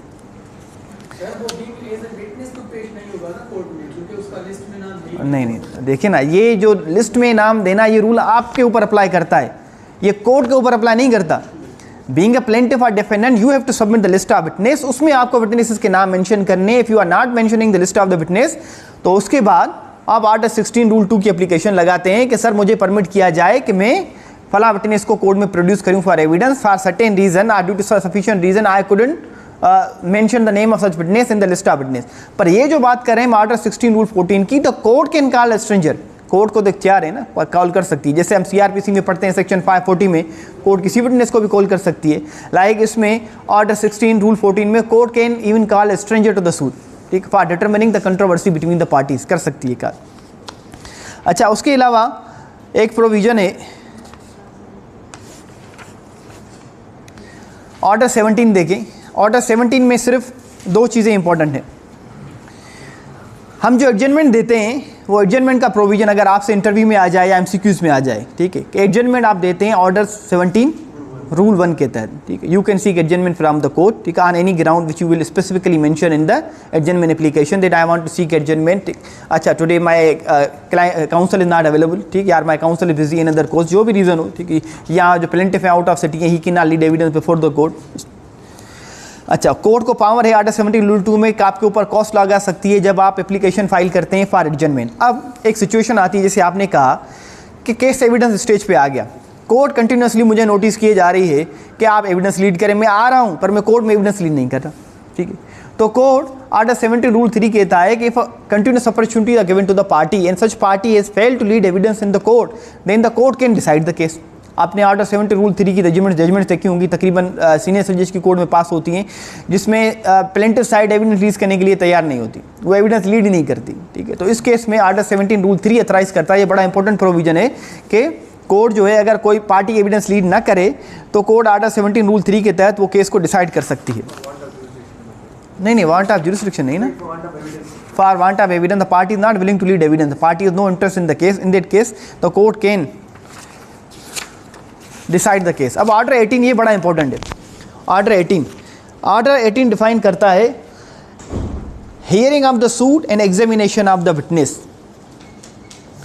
अब ऑर्डर 18 कहता है कि अगर एविडेंस की स्टेज आती है तो first the plaintiff has the right to begin, plaintiff खुद एग्जामिन करेगा अपने आप को या अपने विटनेसेस को एग्जामिन करेगा, अनटिल एंड अनलेस अगर डिफेंडेंट ने प्लेंटिफ का क्लेम एडमिट किया टू सर्टेन एक्सटेंट तो उस केस में तो डिफेंडेंट लीड करेगा evidence, otherwise the plaintiff will lead the evidence. The plaintiff के जो विटनेसेस आएंगे वो एविडेंस कोर्ट में देंगे। और अगर एविडेंस आती है प्लेंटिफ की तरफ से, प्लेंटिफ ने अपनी साइड क्लोज कर दी, then the defendant side likewise अपनी एविडेंस लीड करेगी और डिफेंडेंट साइड को क्रॉस एग्जामिनेशन करने के बाद वो अपनी साइड क्लोज करते हैं। अब एविडेंस किस तरीके से रिकॉर्ड होनी है, जैसे आपने सीआरपीसी में पढ़ा, सेक्शन 364 में प्रोविजन डिफाइंड होता है या सेक्शन 350 से ऑनवर्ड कि एविडेंस कैसे रिकॉर्ड की जाए। सीपीसी बताता है ऑर्डर 18 रूल 2 में कि एविडेंस ओपन कोर्ट में रिकॉर्ड की जाएगी। अगर वकील साहब जज साहब को बोलें सर चेंबर में रिकॉर्ड कर दें एविडेंस, ठीक, तो ऑर्डर 18 रूल 4 कहता है कि witnesses to be examined in open court, आप उसको चेंबर वगैरह में, कोर्ट का जजिस का डिस्क्रिप्शन होते हैं, मुंह में जज साहब करते हैं, हालांकि गर्मी जैसी हालत है तो इस सिचुएशन में चेंबर में इसी जिनके लगे हुए होते हैं वहीं रिकॉर्ड कर देते हैं, पर लॉ कहता है कि आप ओपन कोर्ट में एविडेंस रिकॉर्ड करेंगे।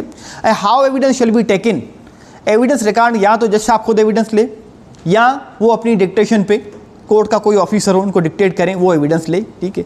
और एविडेंस जो ली जाएगी उसको टेक डाउन किया जाएगा in writing.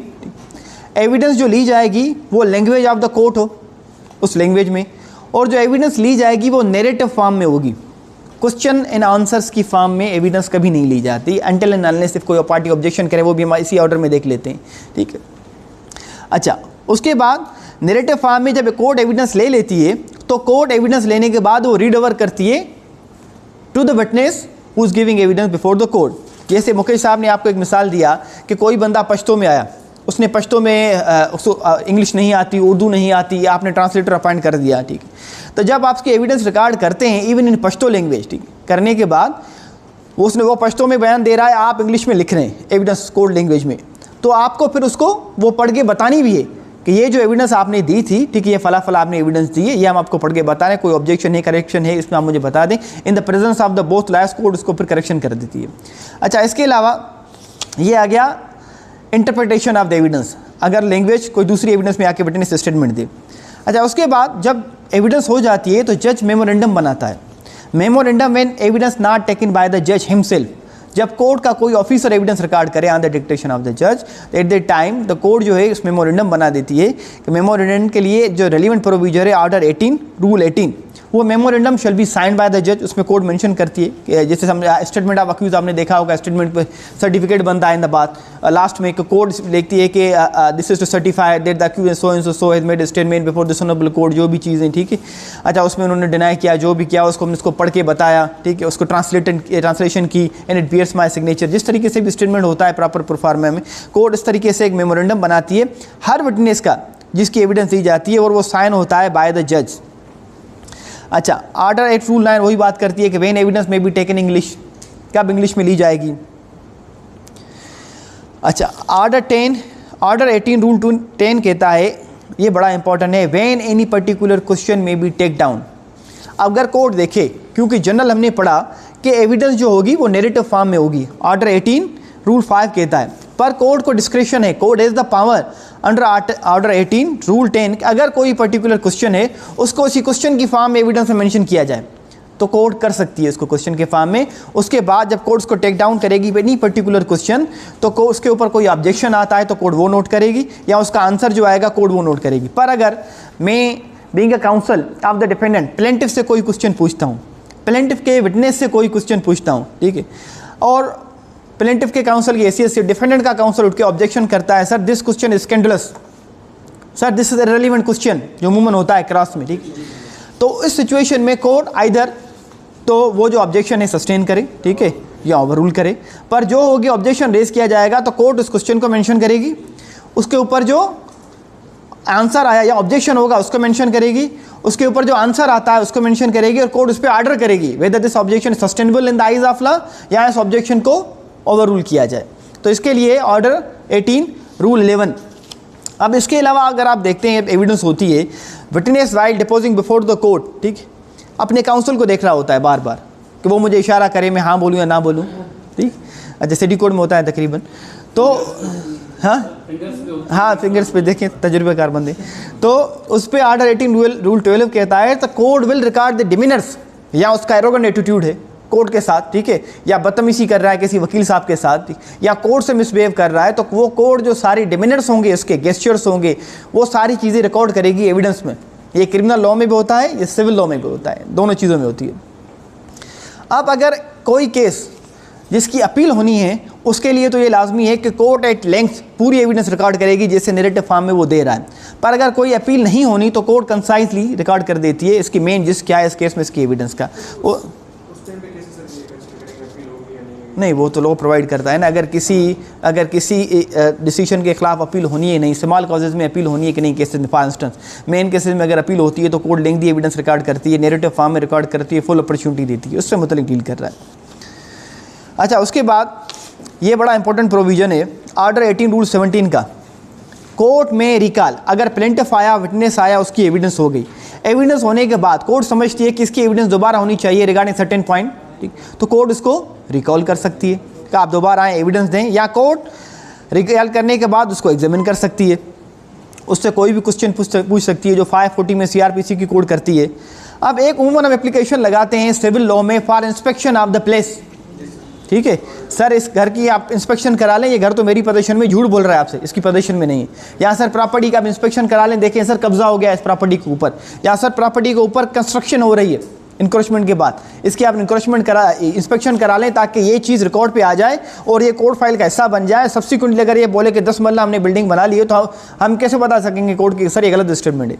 So for that purpose power of the court at any stage of a suit inspect any property or thing concerning which any question में arise.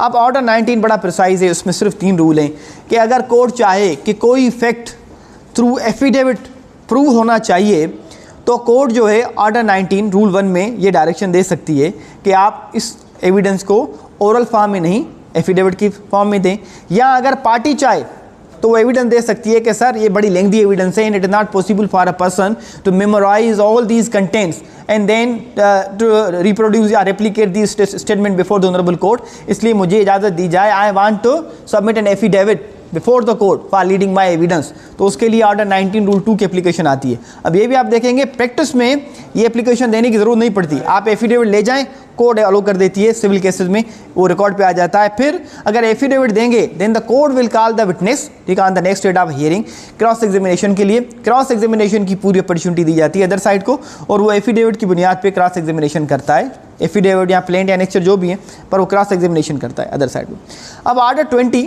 हमने पढ़ा था सेक्शन 34 शायद if I am not wrong, regarding the judgment decree court कब pronounce करती है।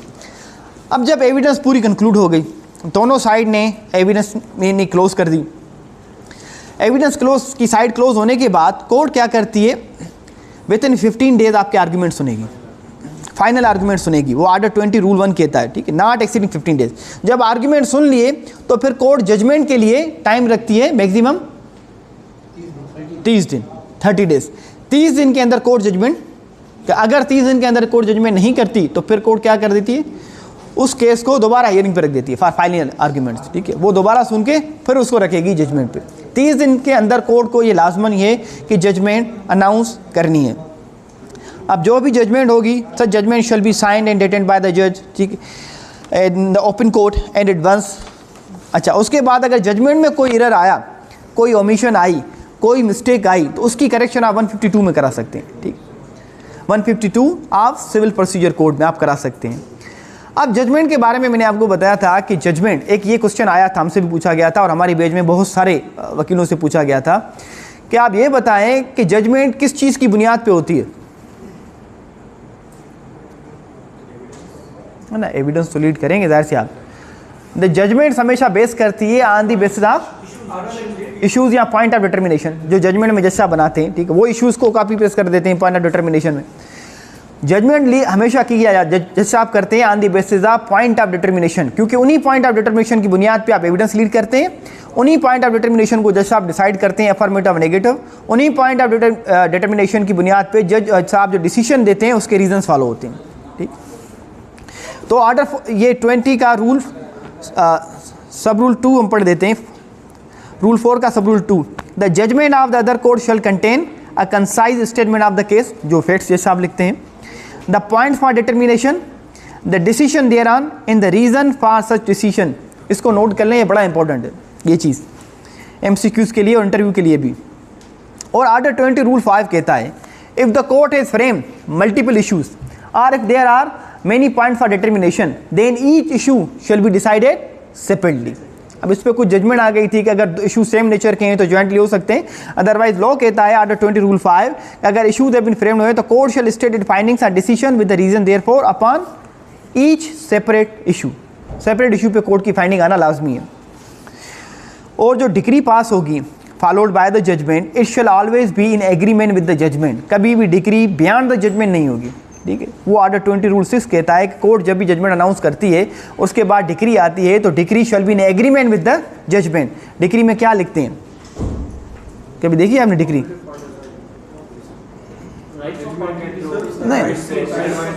नहीं, वो तो डिक्री डिसाइड करती है conclusively determine the rights of the parties, वो बात नहीं करे। डिक्री की फॉर्मेट क्या होती है?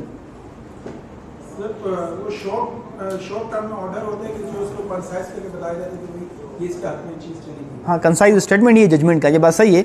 पर डिक्री में जब भी आप डिक्री होती है ना इन सूट्स में, तो कोर्ट क्या करती है, वो सूट का टाइटल आने के बाद, नंबर आने के बाद कोर्ट ये लिखती है कि भाई प्लेंटिफ ने जो सूट फाइल किया था उसकी प्रेयर क्या थी, अगर आर्डर 20 रूल 6 देख लें, आपके पास बुक्स हैं तो वो तो हो गया सारी चीज़ें, पर पर्टिकुलर्स ऑफ क्लेम क्या थे, आपने प्रेयर क्या मांगी थी और कोर्ट ने आपको प्रेयर क्या दी है। अगर जब भी आप डिक्री देखेंगे ना, टाइटल के बाद सारी चीज़ों के बाद particulars of the claim and shall specify clearly the relief granted or the other determination of the suit. Court ने आपको, आपने 4 प्रेयर मांगी, कोर्ट ने आपकी 2 प्रेयर ग्रांट कर दी, आपकी प्रेयर रिप्रोड्यूस करेगी कोर्ट डिक्री में, उसके बाद कोर्ट लिखेगी हमने इसको क्या रिलीफ क्या किया। The suit was decree to the extent of prayer clause A और बी और the suit has been declared to the extent of prayer clause A to D, ठीक है, जो सॉट बाय द प्लेंटिफ। अब उस पर जैसे आपने कहा डेट होनी चाहिए, तो वो आर्डर 20 का रूल 7 कहता है कि उस पर shall bear the date and the day when the judgment was pronounced and when judge has satisfied himself the decree has been drawn up in accordance with the judgment he shall sign the decree। ये सारी चीज़ें उसकी लिखी होनी चाहिए। अब अगर एक सिचुएशन आई कि जज साहब ने पूरा केस सुन लिया and without pronouncing the judgment उनका ट्रांसफ़र हो गया, उन्होंने जजमेंट बना लिए, तो उस सिचुएशन में क्या होगा, जो सक्सीजर आते हैं वो साइन कर देते हैं। अब दूसरी चीज़ सिचुएशन कि अगर जज साहब ने जजमेंट अनाउंस कर दी, डिक्री नहीं बनाई, डिग्री उसकी नहीं बनी, तो फिर क्या होगा, लाइकवाइज सक्सेसर जो आएगा उसी जजमेंट की बुनियाद पे वो डिग्री इशू करेगा।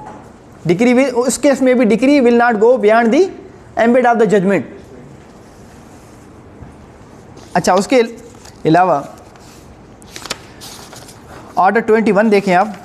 अब ऑर्डर 21 में मैं सिर्फ आपको प्रिसाइजली बताऊंगा जो चीज़ें आती हैं, क्योंकि ये 103 रूल्स हैं और ये 103 रूल्स ना आप याद कर पाएंगे और ना 103 रूल्स आते हैं। जो जैसे हमने टेस्ट किया था रिटर्न में कौन सी चीज़ें आई थी और इंटरव्यू में क्या आते हैं और एग्जीक्यूशन का आपको पता होना चाहिए, सिर्फ चंद रूल है वो मैं आपको बताऊँगा। तो जी आप पूछें, क्या पूछ रहे थे?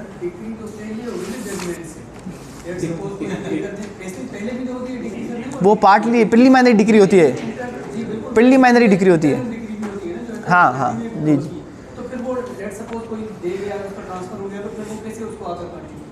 नहीं, प्रीलिमिनरी डिग्री तो पास हो गई, इसको कंटिन्यू क्यों करेगा, वो तो बाइंडिंग हो गई पार्टी, उसकी इन्फोर्समेंट होगी भी, कंटिन्यूशन की तो बात ही नहीं ना। प्रीलिमिनरी डिग्री हो या फाइनल डिग्री हो, पास होने के बाद उनकी होनी है इन्फोर्समेंट थ्रू एग्जीक्यूशन, जो हमने सारे सेक्शंस पढ़े थे, वही सारे सेक्शन का प्रोसीजर बताया गया आर्डर 21 में। ठीक, प्रीलिमिनरी हम यहाँ पे बात कर रहे हैं कि अगर कोर्ट ने जजमेंट पास कर दी, ठीक, पास करने के बाद डिग्री इशू नहीं की, फाइनल डिग्री की बात हो रही, जजमेंट के बाद तो फाइनल डिग्री होगी ना, प्रीलिमिनरी तो नहीं होनी डिग्री। अगर कोर्ट इनिशियली जैसे एडमिनिस्ट्रेशन सूट फाइल होते हैं तो उसमें प्रीलिमिनरी डिग्री की करती है कोर्ट उमूमन, वो भी ऑर्डर 20 में लिखा हुआ है।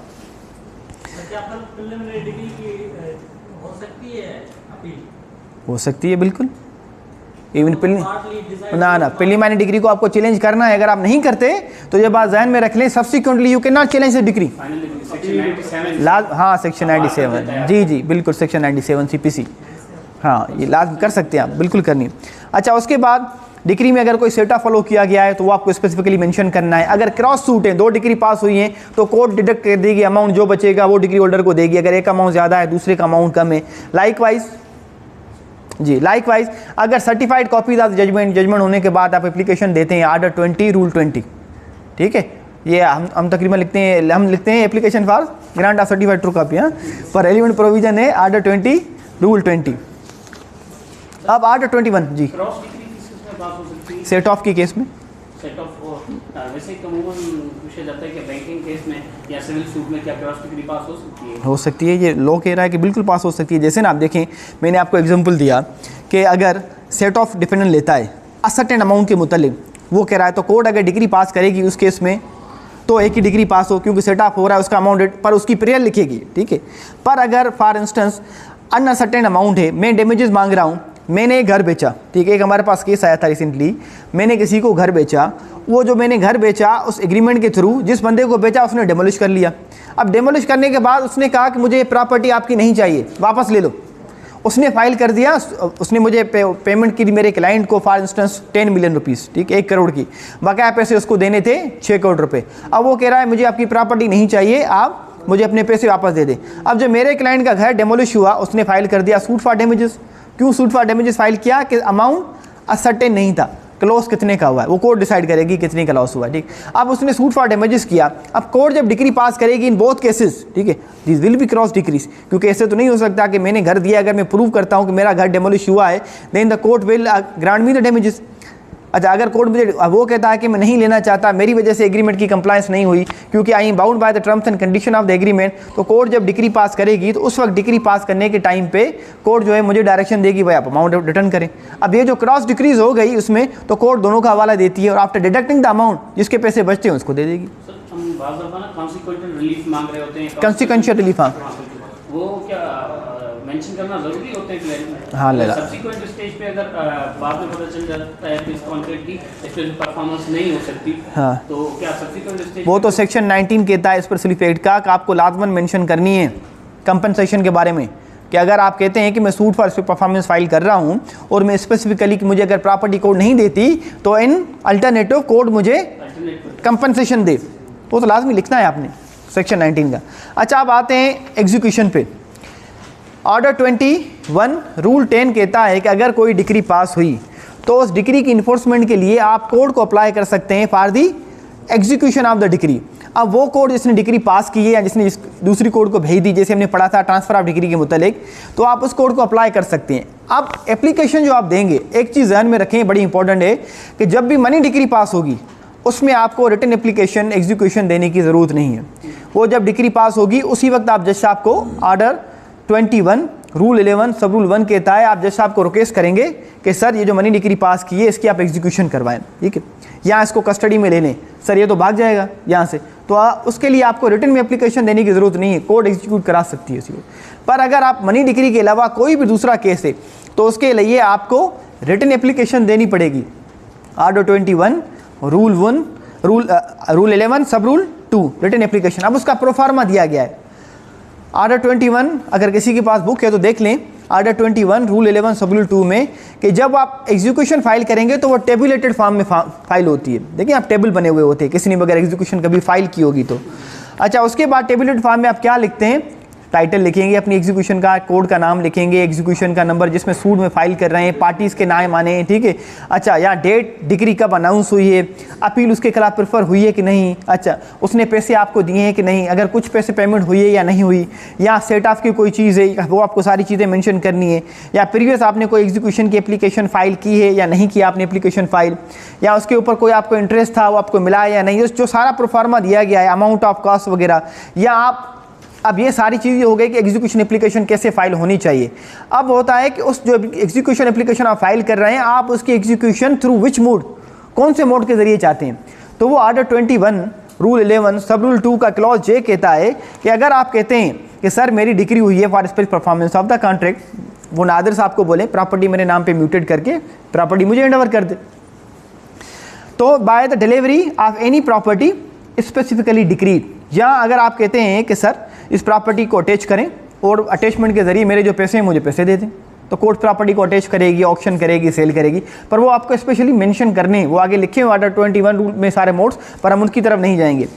अच्छा, यहाँ सर इनको अरेस्ट डिटेंशन करें को प्रिजन में, यहाँ सर इस प्रॉपर्टी के ऊपर कोई रिसीवर अपॉइंट कर लें, ठीक है, या otherwise the nature of the relief granted में रुकार। अब जब आपने एप्लीकेशन फाइल कर दी ऑर्डर 21 रूल 11 में, तो एप्लीकेशन फाइल होने के बाद कोर्ट ऑर्डर 21 रूल 17 का प्रोसीजर फॉलो करती है। कोर्ट देखती है कि अगर आपने ऑर्डर 21 रूल 11 टू रूल 14 की जो रिक्वायरमेंट है वो सारी आपने मेंशन कर दी है कि किस तरीके से एग्जीक्यूशन होनी चाहिए, क्या मोड है, तो कोर्ट फिर उसको एडमिट कर देती है। अब एडमिट करने के बाद कोर्ट के ऊपर ये लाजम नहीं है कि अदर पार्टी को नोटिस इशू करे। जब कोर्ट में एडमिट हो गई एग्जीक्यूशन एप्लीकेशन, तो ऑर्डर 17 कहता है रूल 4 एप्लीकेशन जब एडमिट होगी तो कोर्ट उसके पर्टिकुलर्स लिखेगी इन द रजिस्टर। पर्टिकुलर्स लिखने के बाद कोर्ट ऑर्डर कर सकती है फॉर एग्जीक्यूशन, इस डिक्री की एग्जीक्यूशन की जाए।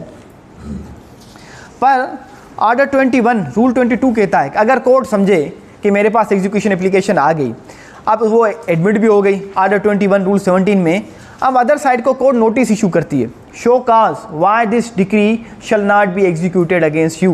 तो वो जो नोटिस इशू होता है ऑर्डर 21 रूल 22 में, पर इसमें यह चीज़ लाजमी है कि ये शो काज नोटिस तब इशू होता है जब आप एग्जीक्यूशन एप्लीकेशन 1 साल के बाद करें। डिक्री पास हो गई, लिमिटेशन हमने पढ़ी थी सेक्शन 48 में, पर अगर एग्जीक्यूशन डिक्री पास होने के बाद 1 साल गुजर गया, आपने एग्जीक्यूशन फाइल नहीं की, तो आप एग्जीक्यूशन फाइल करेंगे तो court will grant the notice, ठीक है, शोकाज नोटिस अदर साइड को ग्रांट करेगी। या अगर लीगल रिप्रेजेंटेटिव्स आते हैं उसके, तो कोर्ट जो डिक्री एग्जीक्यूट करेगी वो नोटिस इशू करेगी अदर साइड को, against whom the decree executed is applied, कि सर इसके खिलाफ आप डिक्री की एग्जीक्यूशन करें, अगर उसके लीगल रिप्रेजेंटेटिव्स हैं। पर अगर कोर्ट देखती है कि ये जो एग्जीक्यूशन है विद इन 1 ईयर फाइल हुई है, ठीक है, तो इन केस में कोर्ट को शोकास देने की ज़रूरत नहीं है, कोर्ट सिंपली नोटिस भी इशू कर सकती है कि आप आएँ अपने ऑब्जेक्शन फाइल करें, ठीक है। अच्छा, इसके अलावा आर्डर 21 रूल 22 कहता है कि अगर कोर्ट, जो हमने रूल पढ़ा ऊपर, ये कोर्ट समझती है कि नोटिस देने की ज़रूरत भी नहीं है, so nothing shall prevent the court issuing any process in execution of the decree, ठीक है। अगर 1 साल के अंदर भी फाइल हो रही है, कोर्ट अगर नोटिस इशू करना चाहे, या कोई 1 साल के बाद फाइल हो रही है, कोर्ट कहती है कि शोका नोटिस इशू करना चाहे, तो nothing shall prevent the court from issuing such notice in execution of a decree. अच्छा, इसके अलावा एक प्रोविज़न आता है स्टे ऑफ एग्जीक्यूशन। अगर आपने देखा होगा कि हमने पढ़ा था कि हम अपील का भी पढ़ेंगे जो ऑर्डर, तो उसमें है कि अगर कोई डिक्री हो गई और उसके खिलाफ एग्जीक्यूशन फाइल होती है, mere pendency of appeal shall not operate as an stay against the execution. अब अगर आप चाहते हैं कि सर मुझे एग्जीक्यूशन करने से को कंक्लूड करने से पहले या प्रोसीडिंग इनिशिएट करने से पहले आप स्टॉप करें, मैं इसके खिलाफ अपील फाइल करना चाहता हूं बिफोर द कॉम्पिटेंट कोर्ट, तो आप आर्डर 21 रूल 626 की एप्लीकेशन फाइल करते हैं, ठीक है। व्हेन द कोर्ट में स्टे द एग्जीक्यूशन। अब आर्डर 21 रूल 26 कहता है कि अगर रीजनेबल टाइम आप मांगे कि सर मुझे रीजनेबल टाइम दे, at least allow me to file an appeal before the competent court of law, ठीक। अभी अपील का टाइम है, मैं फाइल करना चाहता हूं। अगर इन्होंने फॉरन एग्जीक्यूशन फाइल कर दी है, ठीक है, 30 डेज तक का वेट नहीं किया, आप एग्जीक्यूशन को स्टॉप कर दें, ठीक है, मैं एग्जीक्यूशन फाइल करना चाहता हूं या अपील फाइल करना चाहता हूं, या सर अपील का टाइम जो है 90 डेज है, फॉर इंस्टेंस 60 डेज है, या हाई कोर्ट में सुप्रीम कोर्ट की बात कर रहे हैं, तो इन्होंने एग्जीक्यूशन नीचे फाइल कर दी है, मुझे आप टाइम तो दें, मैं अपील फाइल करूँ। In such situation the court can stay the execution. हालांकि कोर्ट्स करती नहीं है, उमूमन नहीं करती, क्योंकि कहते हैं कि अपीलेट कोर्ट से स्टे ले आए, पर ये प्रोविज़न लॉ ने दिया हुआ है। अच्छा, इसके बाद एक दूसरी चीज़, ये बड़ी इंपॉर्टेंट है, आर्डर 21 रूल 29।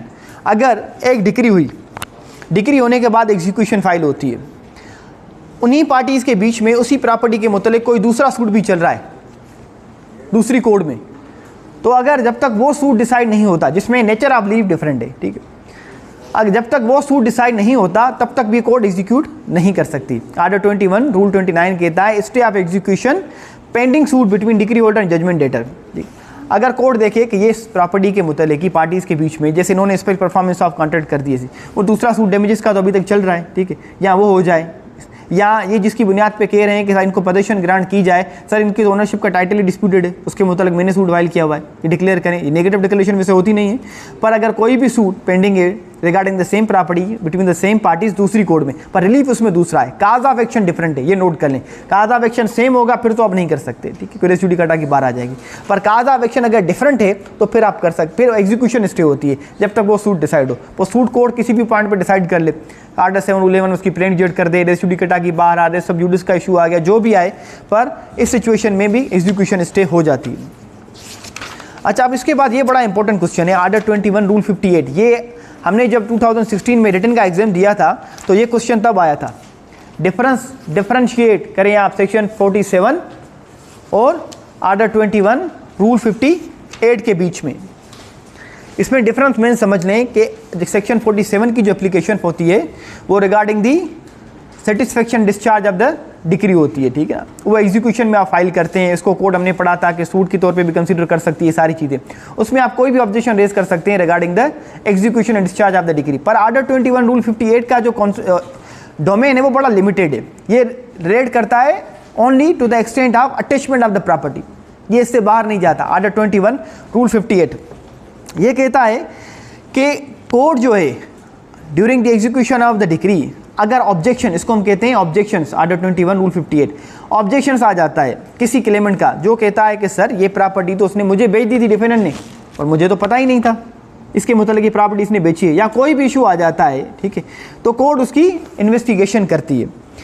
ऑर्डर 58 रूल 1 को पढ़ लेते हैं, or any objection is made to the attachment of, ये ध्यान में रखें, this is regarding attachment of property only, attachment of any property attach in execution of a decree on the ground that such property is not liable to such attachment. Sir ये आप अटैच नहीं कर सकते, this is a government property जैसे हमने पढ़ी थी उसमें, पर वो एम्बिट सेक्शन 47 का बड़ा वास्ट होता है, इसका बड़ा नैरो एम्बिट है।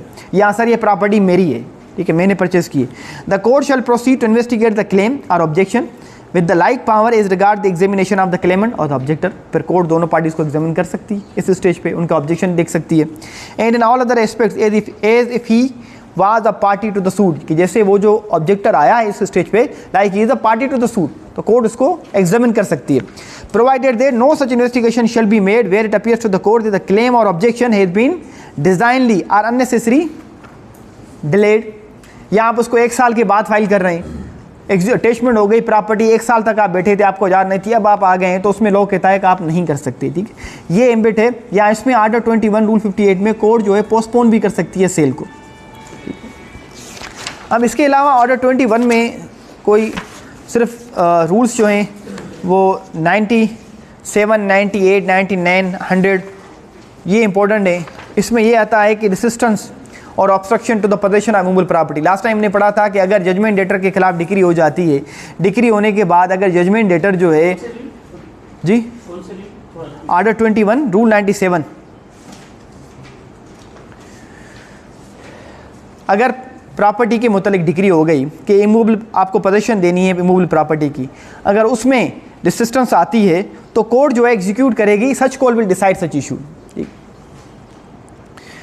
अब वो resistance by the judgment debtor आए या बाय एनी अदर पर्सन जो रूल 97 डिफाइन करता है, then the court executing the decree shall decide such objection. Likewise अगर रेसिस्टेंस या ऑब्जेक्शन बाय जजमेंट डेटर आती है तो वो भी the court which will execute the decree वो डिसाइड करेगी अंडर ऑर्डर 21 रूल 98। इसका मकसद बताने का ये है कि सेपरेट सूट फाइल नहीं होता। उमूमन एक सवाल आता है कि सर ये डिक्री मेरे फेवर में आ गई, कोर्ट ने कहा कि पोजीशन इनको दे दें, अब ये जो दीदार साहब केस में पार्टी नहीं है, ये बेवजह मुझे इंटर नहीं होने दे रहे, ये इसकी एग्जीक्यूशन नहीं होने दे रहे, ये नाज़िर साहब से झगड़ा कर रहे हैं, या मुझे कह रहे हैं मैं तुम्हें प्रॉपर्टी नहीं दूंगा, तो वो क्वेश्चन वो कोर्ट डिसाइड करती है जो कोर्ट डिक्री को एग्जीक्यूट करती है। अब इसके लिए नहीं है कि आपने मैंने आपके खिलाफ डिक्री ले ली, पोजीशन की, डिक्लेरेशन की, इंजेक्शन की, अब ये आके मुझे तंग करें तो इसके लिए मैं अलग सूट फाइल करूंगा। नो, वो कोर्ट जो डिक्री को एग्जीक्यूट कर रही है वही इस क्लेम को डिटरमिन करेगी।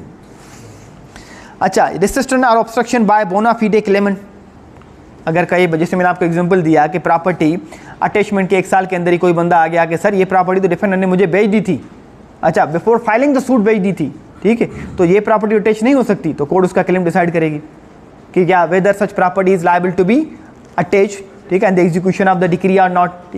या अगर ये आता है कि सर मुझे प्रॉपर्टी की पोजीशन दी गई, मुझे डिस्पोजेस कर दिया है, disposition bye the decree holder और परचेजर, जिस बंदे ने परचेज की थी, तो उसका अगर ऑब्जेक्शन भी कोर्ट डिसाइड करेगी तो वही कोर्ट डिसाइड करेगी जो एग्जीक्यूटिंग कोर्ट होगी। अच्छा, इसके बारे में जब हम ट्रांसफर ऑफ प्रॉपर्टी पढ़ेंगे ना, तो ये बोना शायद आपके जहन में क्वेश्चन आ रहे हों, तो सर अगर कोर्ट जिसके फेवर में डिक्री कर दी उसको प्रॉपर्टी दे दी, तो उस बेचारे जो बोना फिडे परचेजर उसका क्या होगा। अब मैंने किसी से प्रॉपर्टी ली, मुझे तो नहीं पता था कि दीदार साहब ने प्रॉपर्टी दूसरे को बेच दी है, इस सिचुएशन में मेरा क्या राइट बनता है। अगर ये मैं प्रूव कर लेता हूँ before filing of the suit है, फिर तो मेरे राइट्स प्रोटेक्टेड है। अगर ये मैं करता हूँ कि sir after during the pendency of the suit, डिस्पेंडेंस का जो डॉक्ट्राइन है जिसमें ये लाजमी है कि नोटिस जाएगा बिफोर द सब रजिस्ट्रार, वो उस नोटिस को इनकॉर्पोरेट करेगा अपने पास, बाद में मैंने परचेज की है तो कोर्ट मुझे कहती है now you can file a suit for damages, ठीक है, मैं प्रॉपर्टी नहीं ले सकता, ठीक है। तो ये था ऑर्डर 21 जो कंक्लूड हो गया। अब ऑर्डर 23 सर एक ऑर्डर 2 रूल है उसके, वो कर लेते हैं, फिर आपको भी इजाज़त देंगे, काफ़ी टाइम हो गया। ऑर्डर 23 रूल 1 कहता है विथड्रॉवल ऑफ द सूट। आप अगर किसी सूट या देखें, इसमें हम उमूमन देखते हैं विथड्रॉवल ऑफ द सूट और abandonment of part of the claim. मैं पूरा सूट विथड्रॉ कराऊँ या मैं बोलूँ कि सर कुछ पीरियड में इसको अबेंडन करता हूँ, ठीक, तो मैं ऑर्डर 23 रूल 1 की एप्लीकेशन फाइल करूँगा। कोर्ट अगर मैं विथड्रॉवल अनकंडीशनल करूँगा, ये बड़ा इंपॉर्टेंट है, तो अदर साइड को नोटिस नहीं देगी, पर अगर मैं विथड्रॉवल कंडीशनल करूँगा with permission to file fresh suit, तो फिर कोर्ट अदर साइड को नोटिस करती है, उसको सुनने के बाद कोर्ट उस विथड्रॉ का ऑर्डर करती है। अगर मैं सूट फाइल करता हूं कि सर मेरा सूट विथड्रॉ किया जाए and without seeking permission from the court for filing the fresh suit, उस केस में मैं दोबारा सूट फाइल नहीं कर सकता, मेरा केस जो है वो हिट हो जाएगा by the doctrine of res judicata, ठीक है। अच्छा, उसके बाद order 23 rule 3 compromise of the suit. अगर आपसे ये सवाल आ जाए कि कौन से प्रोविजन में कंप्रोमाइज ऑफ सूट फाइल करते हैं, कंप्रोमाइज फाइल करते हैं बिफोर द कोर्ट, तो वो ऑर्डर 23 रूल दिया, अगर एमसीक्यूज में भी आ जाए तो आर्डर 23 रूल 3 कहता है कि आप कंप्रोमाइज फाइल करते हैं before the court according to order 23 rule 3। जब कोर्ट सेटिस्फाई हो जाती है that the claim has been adjusted wholly और पार्टली, दोनों पार्टीज के बीच में इशू रिजोल्व हो गया है, then the court will pass a compromise decree. अब उस कंप्रोमाइज डिक्री पे एक सवाल आता है, whether such decree is challengeable और नॉट। अगर compromise decree with the consent of the parties होती है तो उस डिक्री को आप चैलेंज नहीं कर सकते। अगर कंप्रोमाइज डिक्री थ्रू फ्रॉड ली गई है तो फिर आप उसको सेक्शन 12 सबसेक्शन 2 में चैलेंज कर सकते हैं, फिर भी आप अपील नहीं कर सकते, उस पर जजमेंट से 2। ठीक है, ये तो ये था the trial of the civil cases. अब उसके बाद जो नेक्स्ट लेक्चर सिर्फ आखिरी लेक्चर रखेंगे हम नेक्स्ट मंडे पे। मीनवाइल जो दूसरे लॉज इनको भी कवर करना है। नेक्स्ट लेक्चर में हम सिर्फ ये चीज़ें पढ़ेंगे कि पॉपर सूट क्या है, ठीक है, पॉपर सूट के अलावा कमीशन कैसे अपॉइंट, जैसे हमने पढ़ा था सेक्शन कैसे होती है, या समरी सूट क्या होता है, स्टे, रिसीवर और अपील रिव्यू रिवीजन। ठीक है, उसके बाद आपका CPC कंप्लीट हो जाएगा। सेक्शन 2 सबसेक्शन 2 के अंदर जो ये कुछ ऑर्डर्स बताए गए हैं सेक्शन 97, 98 सेक्शन हाँ, मेरे पढ़ने का मकसद भी तभी था क्योंकि मैंने आपको फर्स्ट लेक्चर में कहा था सेक्शन कि 35 अब ये स्पेशल ऑर्डर्स बताए गए हैं सेक्शन 144 ऑफ CPC। हाँ। क्या ये इनके ऊपर ये ऐसे ऑर्डर्स हैं इनकी एप्लीकेशन के ऊपर डिग्री पास होती है? हाँ, डिग्री पास होती है, जाहिर सी बात है। क्योंकि वो क्या तो आप सेक्शन 2 सबसेक्शन 2 देखेंगे, उसमें स्पेसिफिकली लिखा हुआ है 4 ये ऑर्डर 21 के रूल्स हैं और एक सेक्शन अलग से। हाँ, ऑर्डर 98, 99, 101 और 103।